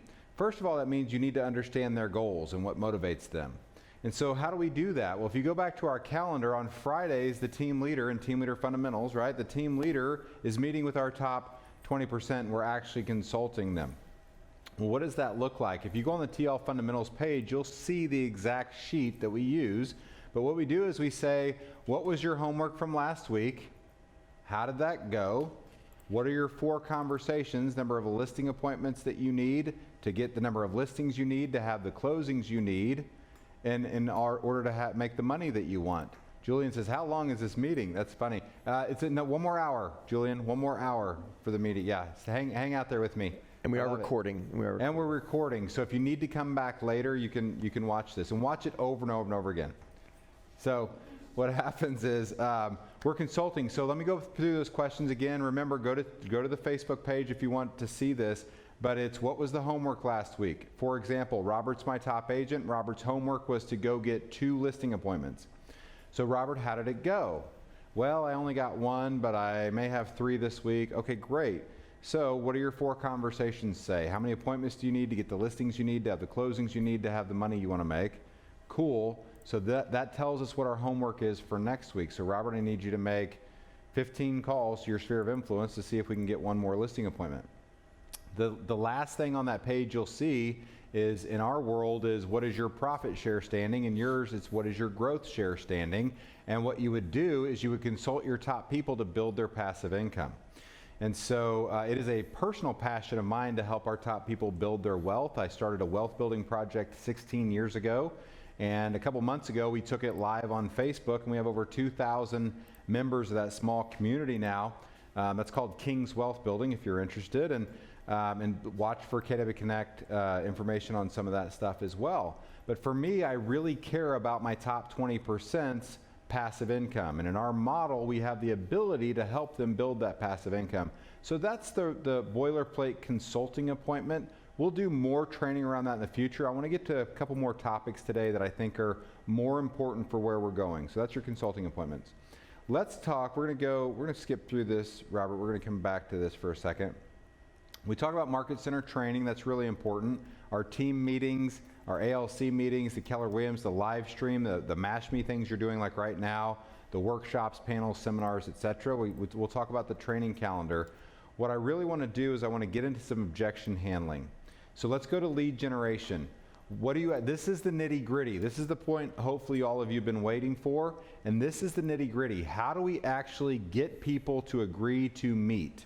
So I'm going to assume we're going to make phone calls, and I'm going to ask you to participate at a high level, whether it's chat, whether it's raise your digital hand, whether it's push and hold your microphone. I'm going to ask you to think of all the objections, right? I've never done this for the entire world, but this is going to be fun. So before we do that, here's the one script I'd like for you to write down. Write this down for me. That's exactly why we need to meet. That's exactly why we need to meet. Now, every objection you ever hear about meeting to talk about Keller Williams or their business or whatever the case is, whatever the objection is, the answer is that's exactly why we need to meet. So now what I want you to do is on the chat box or on Slido, I want you to give me some objections. If I were to call agents in your marketplace and attempt to get them to meet with me to talk about Keller Williams, have a recruiting appointment, what will they object? What will they say when I call them? So give me some ideas. Give me some ideas. Type them in there. Interaction. Kat, what do you got over there? I see you working. I only call you Kat because I don't know how to pronounce your whole name. Katarizana? I like the people I work with. That's awesome. That's exactly why we need to meet. I want you to meet some of the people we work with. And by the way, we're big enough to house everybody. I love my broker. We love everybody. And by the way, you don't owe me anything. You don't owe your broker anything. You certainly do owe your family to find out what our economic model is. Do you charge visa fees? That's an individual market center. That's exactly why we need to meet, to go over the fees that we charge. If it's about a transfer, thinks I'm happy. Yeah, you'll get that a lot. I love that you're happy. We love happy people. This isn't about a transfer. Ilker, we haven't even gone on a date yet. I don't want to marry you. Just kidding, that's my favorite. So what happens though is, hey, I don't even know, here's the takeaway you need to understand. When people say, if you're calling to recruit me, or you're calling to transfer me, no thank you. Then I want you to say to them, look, I don't even know if you'd be a fit for us. And what you're going to do with competitive people is that's called a takeaway close, and they're going to go, well, what do you mean I might not be a fit for you? Well, that's exactly why we need to meet. We need to find out. All right, you'll make me drink the Kool-Aid. The Kool-Aid's made it around the world? That's fantastic. Hey, that Kool-Aid's pretty sweet. I love it. We got we have over $1.2 billion in profit share, so that Kool-Aid's pretty cool. So yeah, that's exactly why we need to meet, because there's a lot of misinformation out there. I'm not ready to meet. That's exactly why we need to meet. here's ultimately what you're going to find is most of the objections you're going to get on the phone can be handled in 2 or 3 sentences. And what I mean by that is typically we won't go past the first no. Let me give you a thought process. And George, I'm going to switch over to my flip chart here in a second, give you a heads up here. I don't want to pay royalty. I like that. And depending on what your competitors charge, you need to understand your value proposition, but that's exactly why we need to meet to go over your fees. I'd like to learn about your fees as well. So what I want to do, and I'm going to go to the flip chart here, but I want us to think about this a little bit differently. We need to understand, and in every state I've taught this in the United States, it's been true. I'm going to assume it's going to be true all over the world. So let's go over here to our flip chart. Look at George on it, man. He's amazing. So I'm going to give you an algorithm right now with your phone calls in lead generation, and I want you to think about this. In fact, we have a slide on this. It's right here. I don't even have to draw it up here. Now, this is for brand new team leaders with 0 experience. The only change I would make is I'd turn that 3 into a 2. What is this? Well, it's right on your screen. We make $80. When you start out in any market, I promise you, if I fly to your marketplace, Julian, if I come to Argentina, I promise you, if I dial the phone 80 times, I'm going to get some percentage of people to answer. In the states where we've done this, about half of the people answer. So 40 of the people answer their phone, and we have the conversation. What's the script? It depends. It depends on what country you're in. My script's around the language of real estate, right? You'll see some videos of that later. But whatever the script is, hey, this is Mark King with Keller Williams calling to get to know you better. Do you have a minute to talk? Great. I'd love to talk to you about what your goals are in this business and see if there's a time if we could sit down and talk to each other about real estate business. Whatever the objection, that's exactly why we need to meet. When can you carve out 20, 30 minutes, right? For every 40 people you talk to, when you start out brand new, 4 will agree to meet with you. When you're brand new, 2 will actually show up, and 1 will join your company. Now, here's the crazy thing about this. I've taught this, Robert, to 300 team leaders so far, right, in our company? 300 team leaders I've taught this exact message to, and I want you to ask yourself to think about this. Never once have I had a team leader say, Mark, wait a minute, those aren't my numbers. Those aren't my numbers. I have to dial the phone more to talk to people, or I don't set that many appointments for that conversation, or more people don't show up, or whatever. Not once has anyone said, my numbers look different than your numbers. Over 300 team leaders. Why do you think no one has objected? And I invite them to. Why do you think no one has objected to these numbers? What do you think?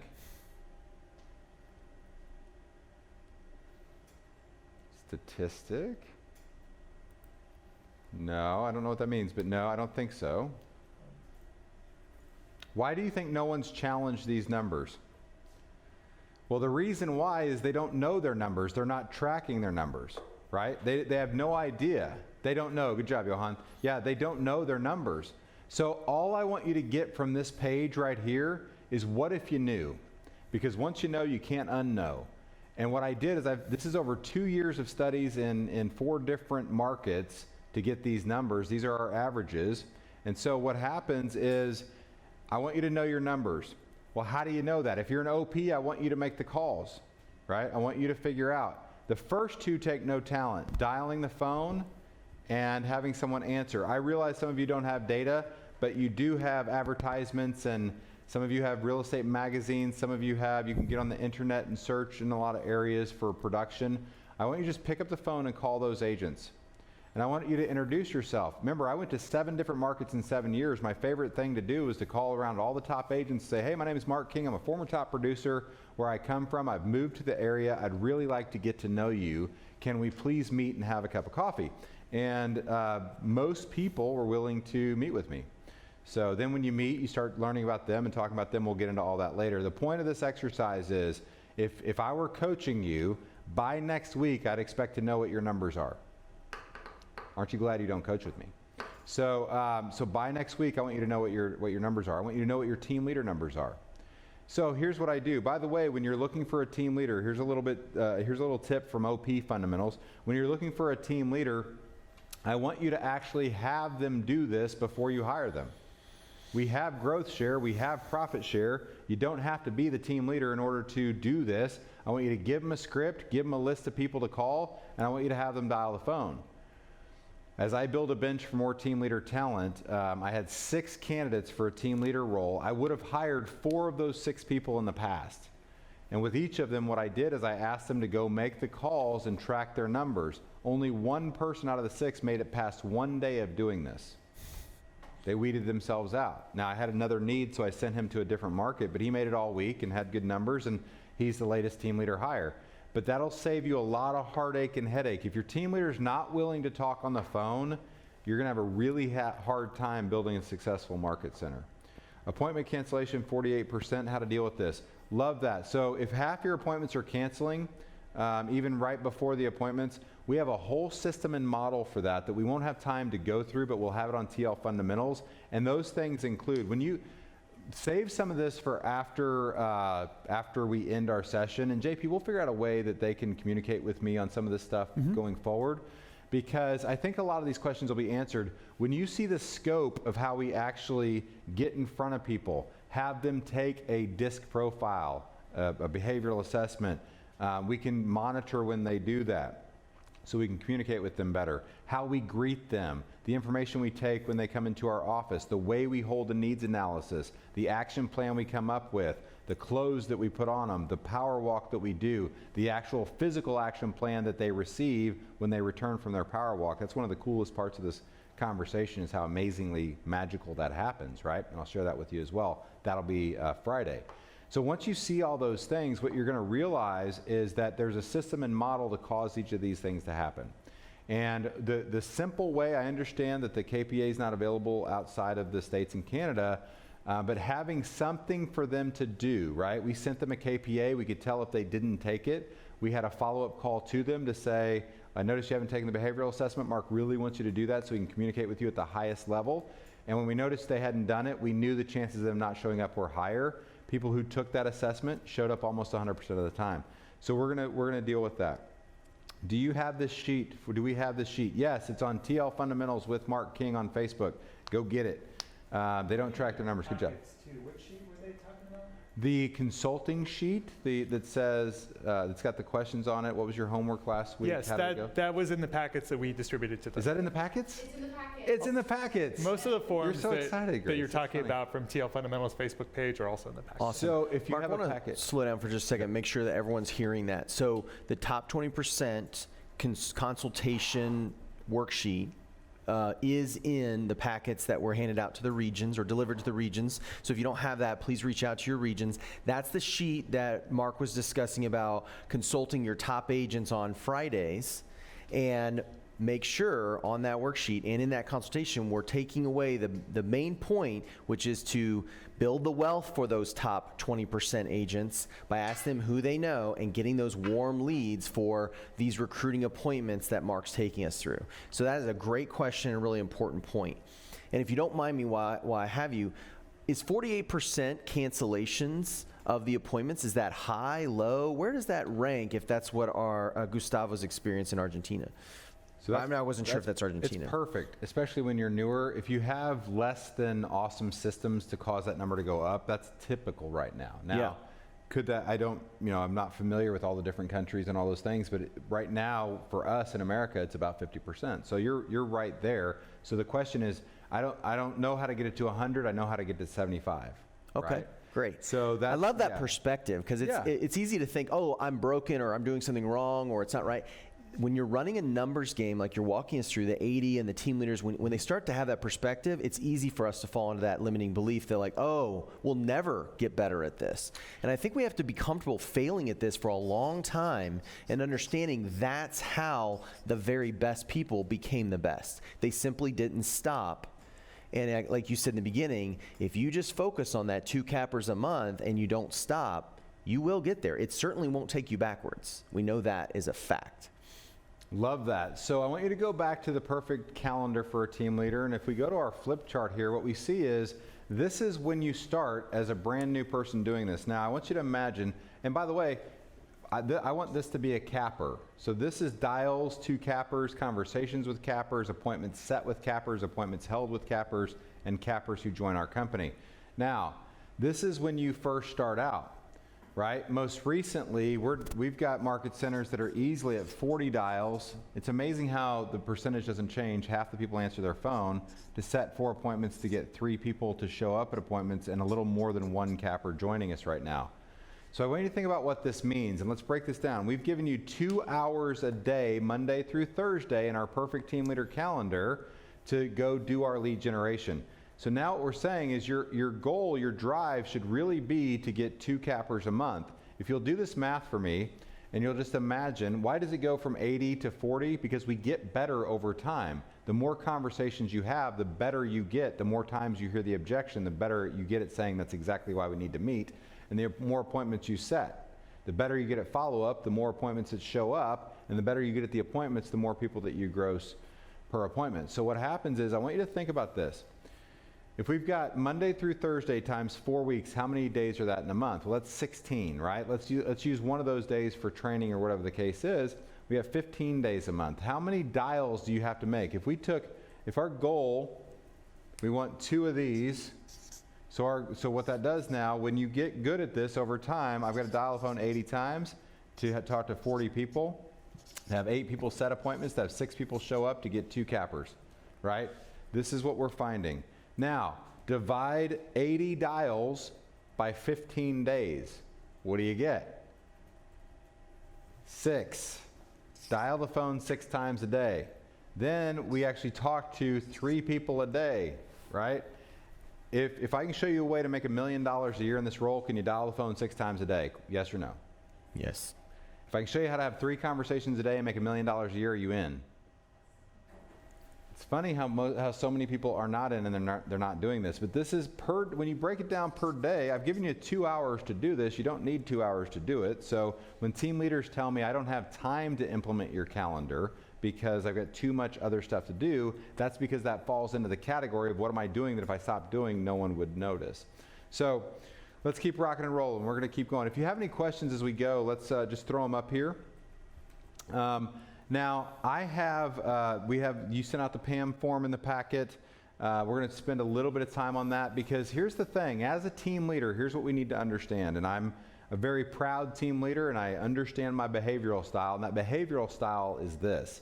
If I have to look up the phone numbers and the production or any information on these 6 people that I'm going to call every day, I know that I won't engage in that activity. I just know myself. The friction of actually having to find the information is enough to keep me from doing it. I'll find something else to do. However, if I build a system where my team makes sure that I do this, I'll do it every single day. And so what happens is every day there is a PAM form that you all have in your packets, and it looks like this. There's 3 sections, P-A-M. And every day at 9 o'clock, magically, a PAM form shows up with 6 names and numbers for me to dial. My job from 9 to 11 is to dial the phone and talk to those people. Any activity that comes from that, I'm going to make notes down here. I'm going to make my notes left a message. I'm going to leave 3 messages on average. I'm going to talk to 3 people. If I set an appointment, great. I'm going to say set an appointment. I'm going to put it into my phone immediately. If someone's in Italy for 2 weeks, I'm going to put that information down in maintenance. But it's prepare, action, and maintenance for PAM. This comes from the Shift book.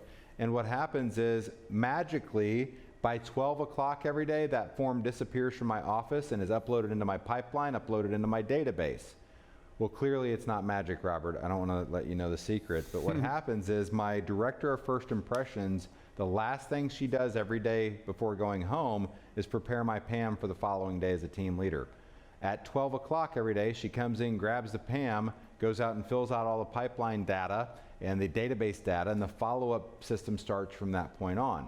So, by the way, and you'll see the appointment here, she also does the same thing for all the appointments that we have. So that's what the PAM form is. Now, I use the language of real estate script, and we've got some videos here for you that we're going to use.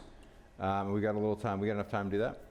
Yeah. All right. So let's jump into this, and we may have to come back. So what I want to do is I want to shift gears and go over another video that I'm going to attempt to get to all by myself. And so please watch this video. I apologize for the acting in this. Let's see this. Let's go. Hi, Wendy. Mark King over at Keller Williams Realty. How are you? Oh, hi, Mark. I'm great. How are you? Awesome. Well, I just wanted to call and congratulate you. Do you have a minute? Oh, yeah, sure. Cool. Well, hey, congratulations. You know, we study the market like nobody at Keller Williams. And did you know your listings taken are up 17% year to date? Oh, no. I knew I was doing good, but no, I didn't know that. Thanks. Yeah, that's fantastic because actually in our market, the listings taken are only up 1%. So you are killing the market. What are you doing, Wendy? Well, I've been working on my FISBO game. Oh, that's fantastic. Well, good. I'm glad they're out in force, aren't they? Yeah, right? Yeah, that's more, great. More than you think. You might be surprised to learn our office is actually up 66% in listings taken year over year. Oh, Isn't that wow. fun? Yeah, where do you get that information? Yeah, we can pull all these numbers, and we study this every month. We pull all these numbers from either broker metrics or our local MLS. And so I have a bunch of numbers with our business and your business. So what I'd love to do is get together with you and really go through this and see if we can help each other build our businesses. Oh, well, that's so nice of you, Mark. But I'm super busy right now, so it's just like you said, my listings are up, and I'm kind of almost drowning in my business right now. I totally understand. We're super busy too. So would it be better to meet maybe before work? Well, I take my kids to school, so I can't do that. Sorry. I'm fully committed to doing whatever it takes to help you build your business. And so if there's a time that we can get together, I am happy to make time for that. And I think what you'll discover is you too could have your listings taken up 66%. Okay, yeah, well, I could probably meet after work on Thursday. Okay, great. Well, would you mind coming by our office? Sure, I can do that. Okay, let's You're do at that. the Chesterfield office? Correct, yeah. So Okay. say 5 o'clock? Yeah, sure, I can do that. Perfect. I will put you on the calendar. All right, thank you, Mark. Hey, I'm so excited. Thanks, Wendy. Bye-bye. Bye. All right. So what did you learn? I know it's weird seeing me twice on the same screen. That was weird. What did you learn from that? And by the way, let me let you know, because I know we have different rules in different countries. I'm sure, I don't want you to think because I don't have broker metrics in my country that this doesn't apply to you. Your office should be tracking all of your numbers. You have the exact same concept.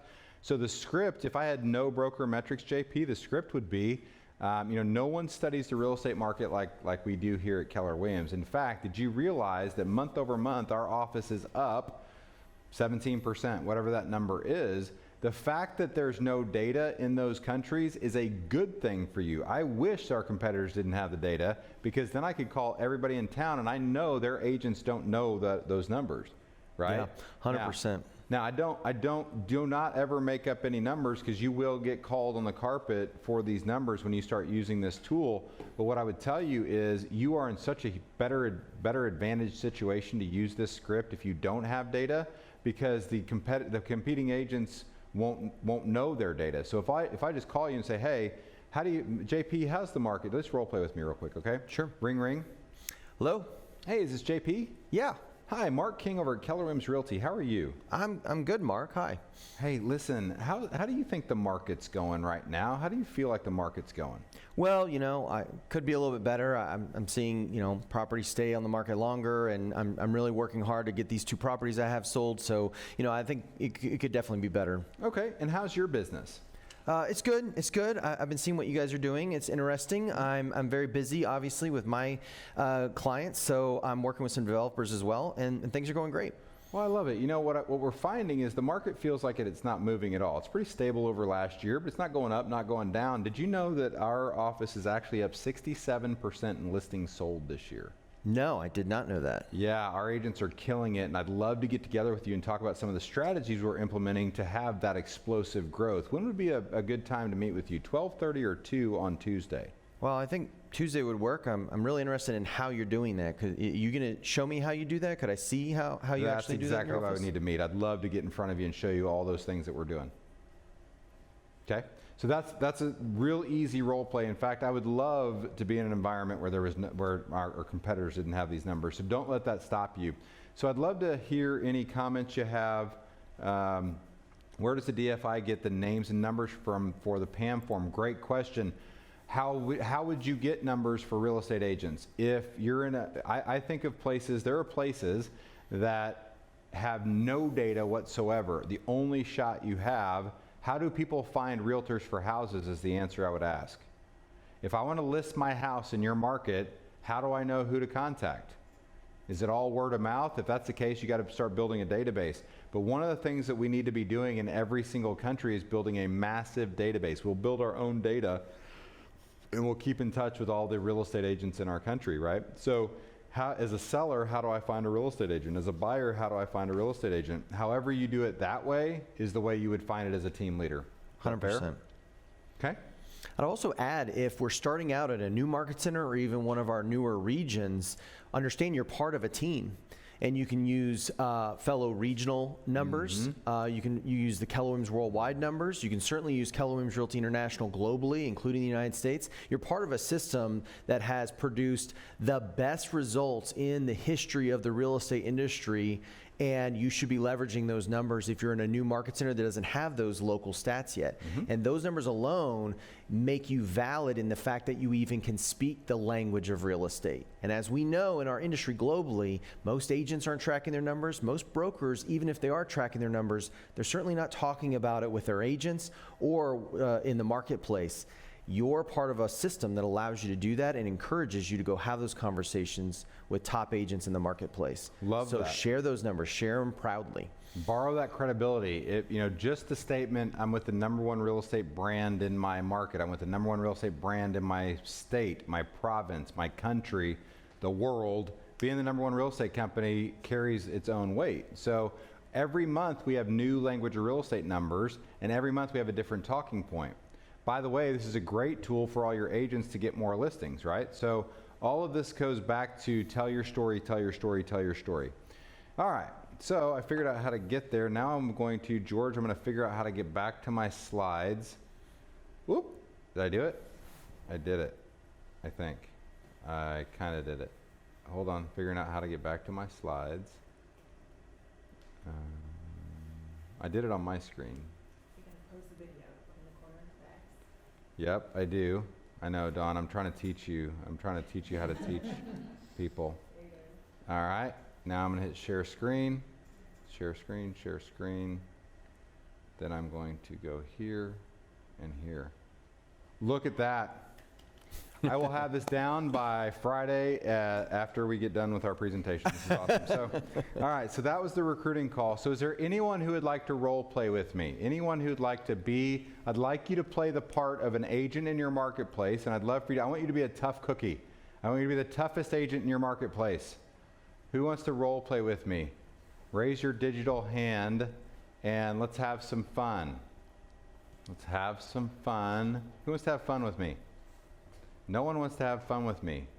We've been together for 3.5 hours, and now no one wants to have fun with me. Oh, Johan, thank you. All right, so here's the way this is going to have to work, Johan, because we have a delay between us. It's going to sound a little choppy, and I get it. When it's your time to go, hold down your microphone. You talk. Let go of your microphone. I'll talk. You with me? Got you. Perfect. Okay, so ring, ring. Hello, Johan first speaking. Hello, Johan. This is Mark King over at Keller Williams Realty. How are you today? Hello, Mark. I'm really doing well. Thank you. Awesome. Well, Johan, you know, no one studies the market like we do at Keller Williams. And did you know that our listings sold are up 67% this month? Goodness, Mark, that's impressive. You know what I'd love to do, Johan, is I'd love to get together with you and talk about how we could help your business grow at that same rate. Do you have time on Thursday at 12:30 or 2 to meet with me? Mark, those figures are impressive, but I'm really doing well with my own. Maybe I don't know my figures as well, but I'm really chuffed with my DCI. Thank you. That's exactly why we need to meet, Johan, so I can show you how to find your figures as well.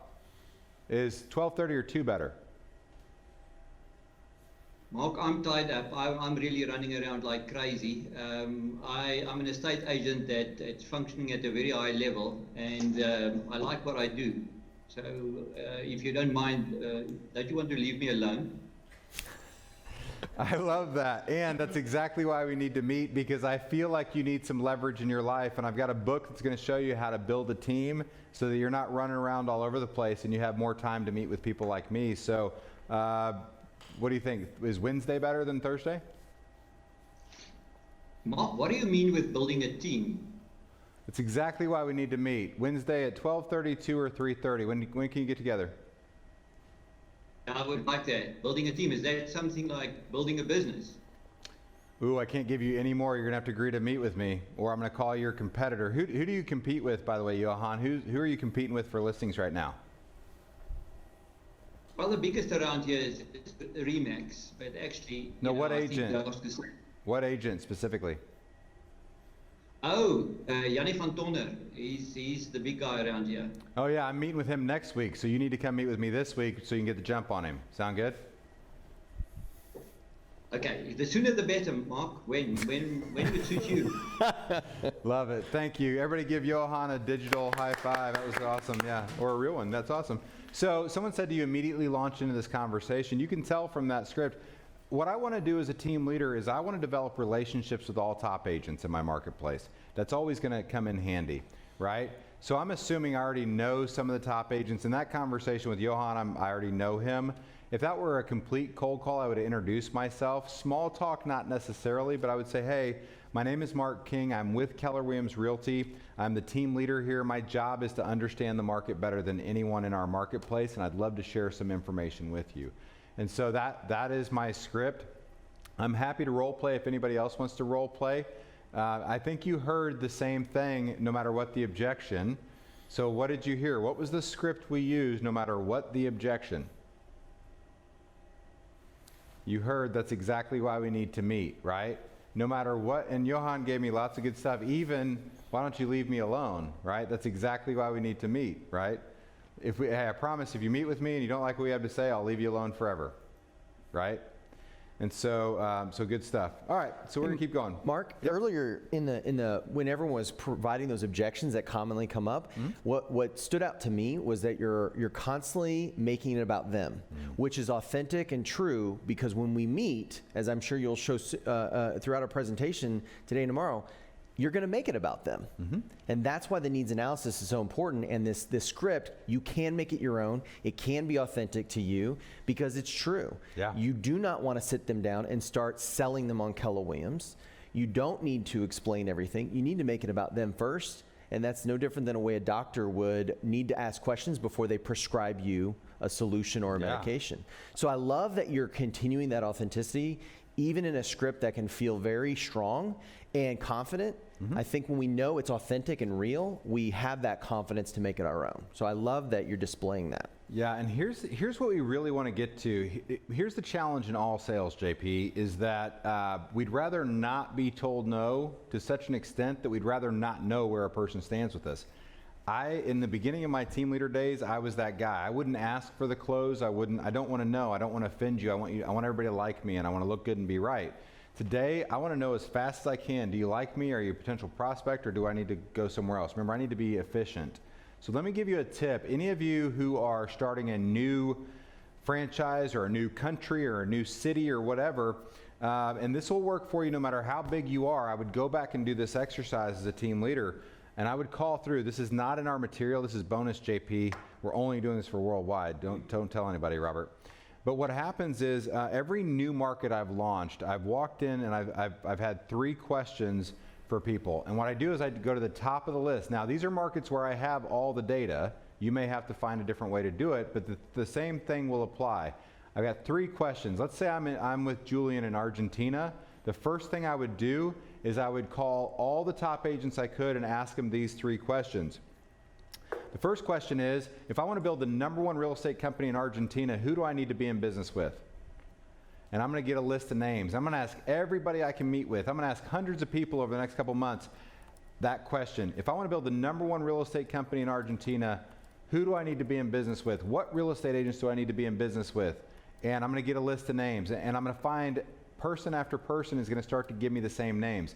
Those are people who have great reputations and do a lot of business. That's a list you need to understand. That's a great way to lead generate, by the way, if you have no data, is ask real estate agents. Who was the last person you did a deal with, etc. So if I want to build the #1 real estate company in fill the blank country, market, city, whatever, who do I need to be in business with?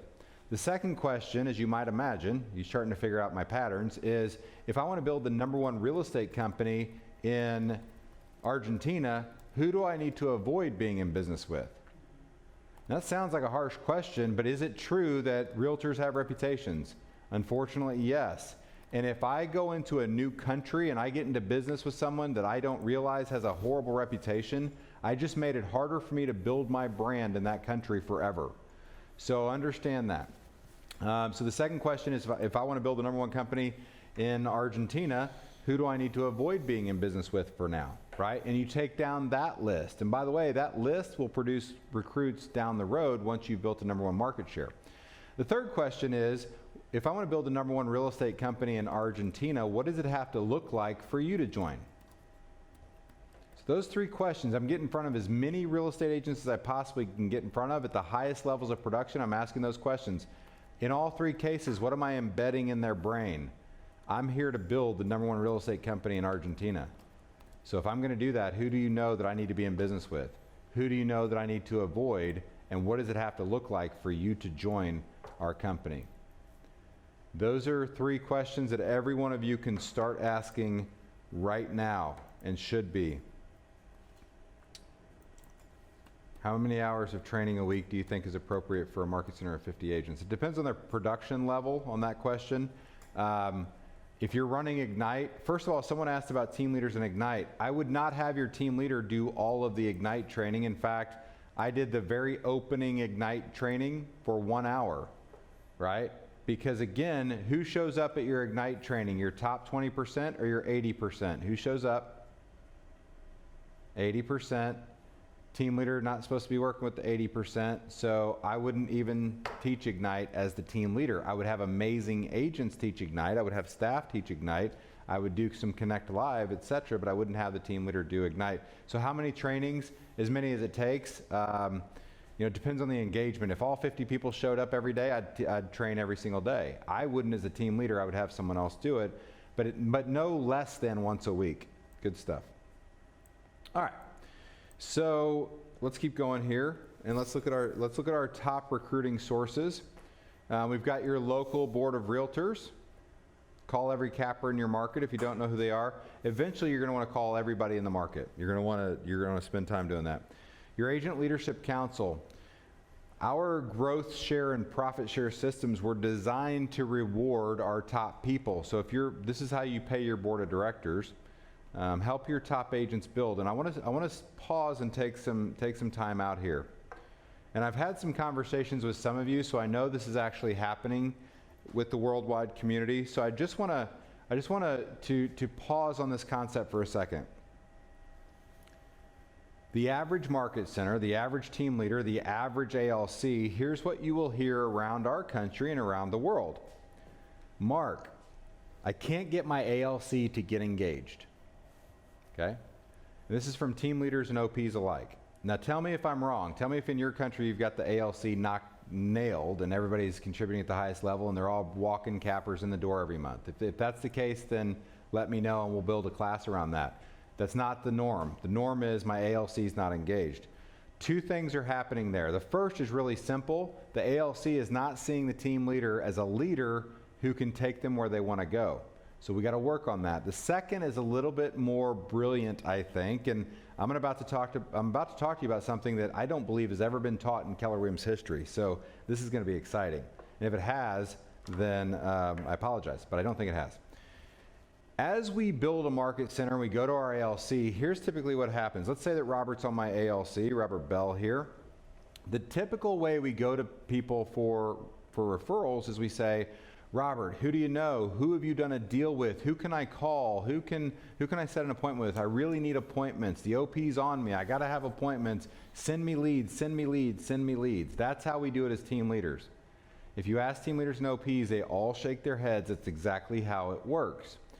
I had to come up with a different tact because I moved 7 times in 7 years and I didn't have time to have failing ALCs. Here's what I did.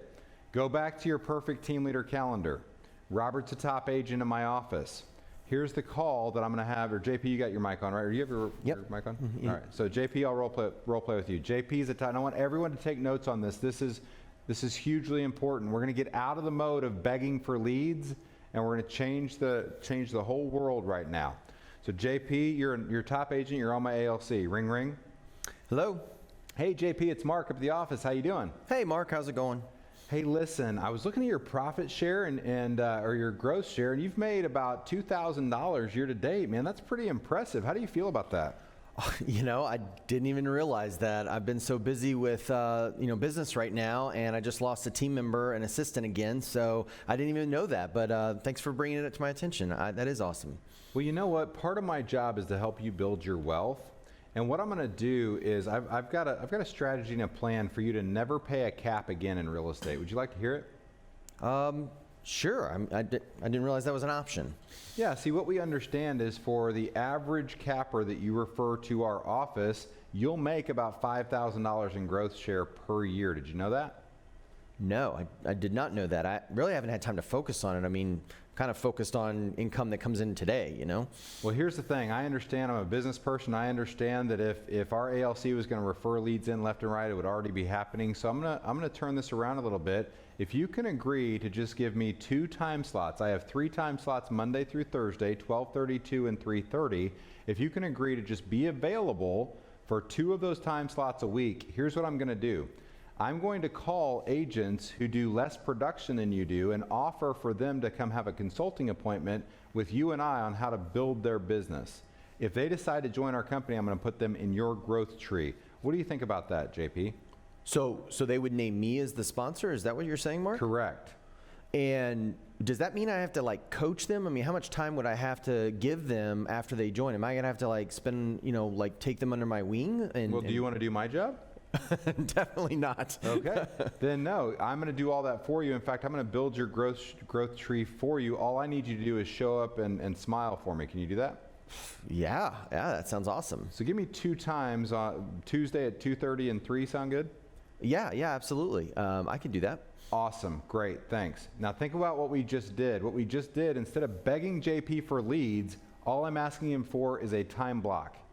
Now I'm going to call Robert, who's a potential recruit. Let's say JP does 10 million in volume a year. Robert does 5 million a year. Robert, ring, ring. Hi, this is Robert. Hey, Robert, this is Mark King over at Keller Williams Realty. How are you?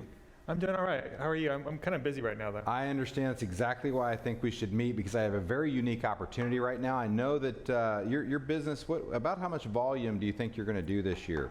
I'm on target for 5 million. 5, that's an awesome business. Hey, listen, you know JP in our office, he's actually created a unique opportunity for us. He's willing to sit down with you and I and show you how he went from 5 million to 10 million. Would you be available to meet on Thursday at either 2:30 or 3? Sure, I can make time for that. Cool, which works better, 2:30 or 3? 2 o'clock.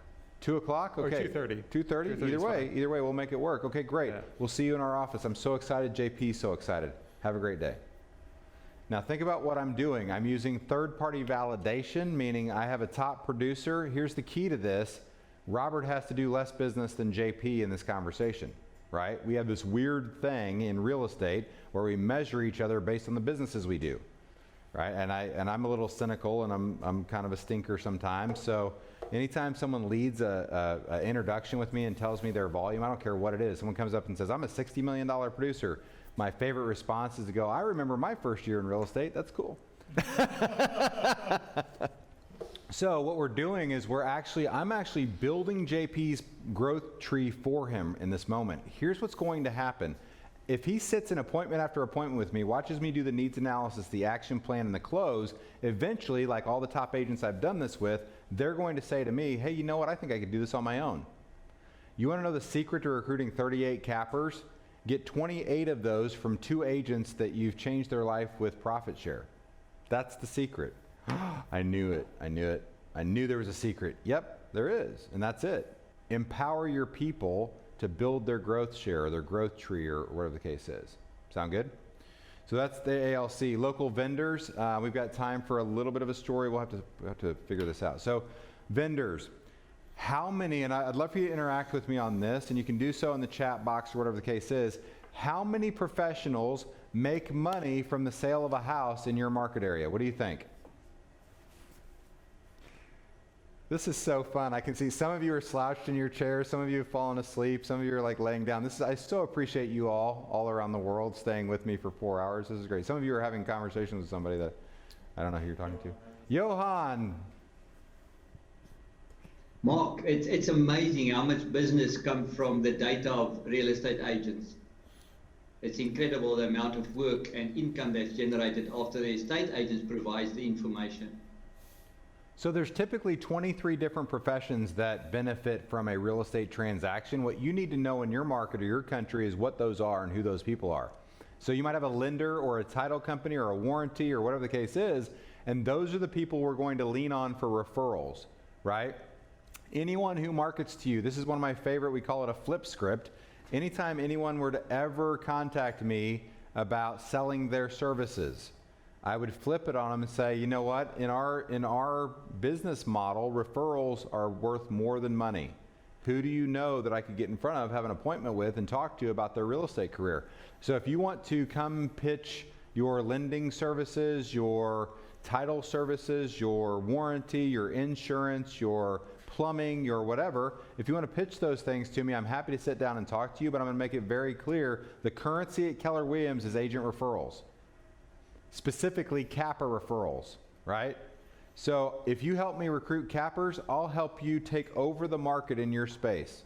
Because by the way, vendors, I'm gonna build the #1 real estate office in this market. Who do you know that I need to be in business with?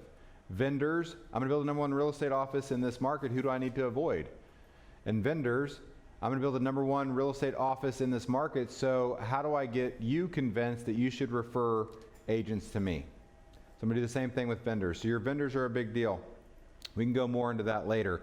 Allied resources, if you have those I put those into vendors.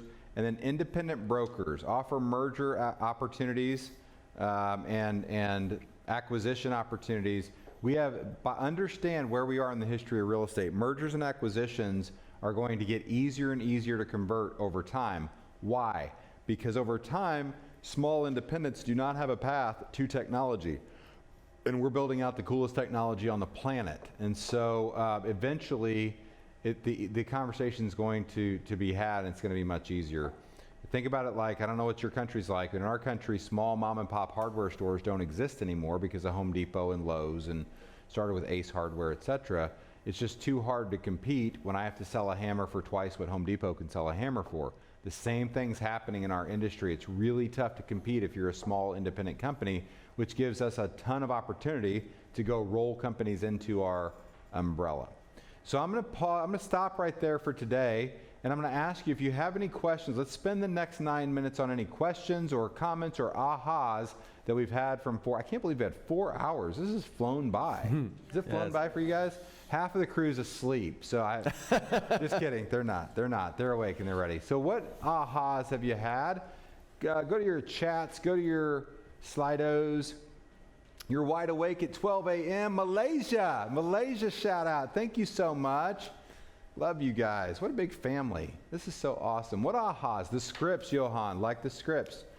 That's exactly why we need to meet. Love that. What else? What other ahas or questions or comments or concerns or excitements or... We just rebooted again. That's cool. Something just happened. What do we get? Anything? 8:27 meeting. Love it. Yes. Love it. What else did we get? Staff theme meetings. Yeah, daily meetings, the appointments, gross value, net profit, and the weekly meetings. Go back to your slide there. Our actuals versus goals, our trends, our 4 conversations, our projections. Love that. Weekly calendar. Capper recruitment statistics. Love that.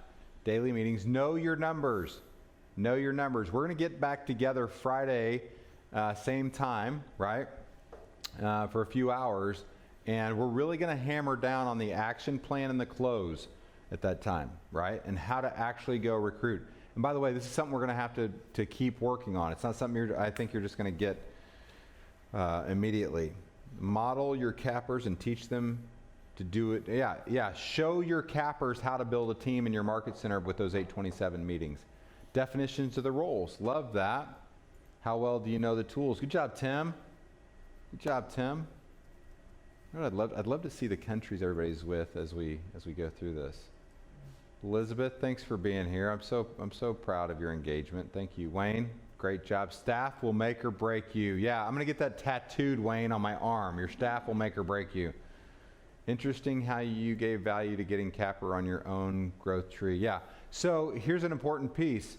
I don't know what your local market center is worth to have a average capper. I know in my market center, profit share in the United States, it's worth $4,000 in profit share per year to refer a capper. So once you know that, and I can give you the formula, maybe we'll do that if we have time Friday, that you can figure out how much the average person's worth in profit share or growth share to you right now. Yeah, in fact, I could probably break it down for you pretty easily in growth share because it's 2% off the commission payment. So an easy way to think about that is that 2% is split between the sponsor and the 6 people that are above the sponsor. So if I sponsor someone in your market, let's say in Marco's market in Rome, and that the average commission payment is, let's say, €1,000, which is not accurate, of course, right, then I'm getting 1% of that as the sponsor. And so if you €10, yeah. Right. So if you just figure out what the average capper creates in GCI, yep, apply 1% to it, that's a rough figure for what growth share could be if I refer in a capping agent. So if I had to guess around the world, I'm going to guess the average capper is going to make $60,000 to $100,000 a year. Is that a fair statement? Making Probably. a living selling real estate capper, if we set our caps right. So I'm going to make $600 to $1,000 per person that I refer on average, right? Now I'm going to make money off everybody they refer in. Mm-hmm. So over time, that $1,000 a person is going to turn into 2 and 3 and 5 and whatever. So, but right now, the value of actually referring someone in, you can figure out that number. So love that. Yeah, take your average GCI times 1%. That's the value. What an awesome way to do that too. That's cool. We have an extra step in our profit share. So if I want to build a #1 real estate business in South Africa, 3 questions. Who do I need to be in business with? Love all those things. All right. Any other questions? Any other thing we want to talk about? JP, you got anything we want to close out with? I think there's a couple of ahas that I'm hearing as well is this mindset, especially in making the calls, that it's okay to just move past their objection.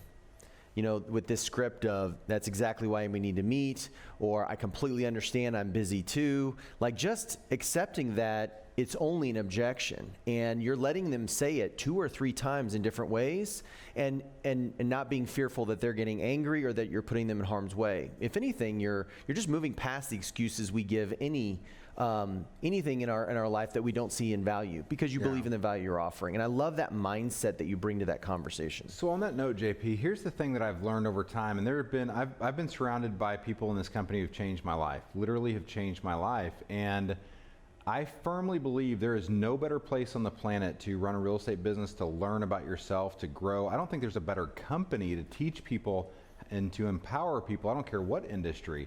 So I'm passionate about people joining this company. So I'm not going to let one little objection. I understand sometimes I come across too strong. I come across as a car salesman. I get that. I don't intend to, but I truly do care about people. People don't know what they don't know. All they know is the situation they're in. If they were unhappy or in pain, they would change it, right?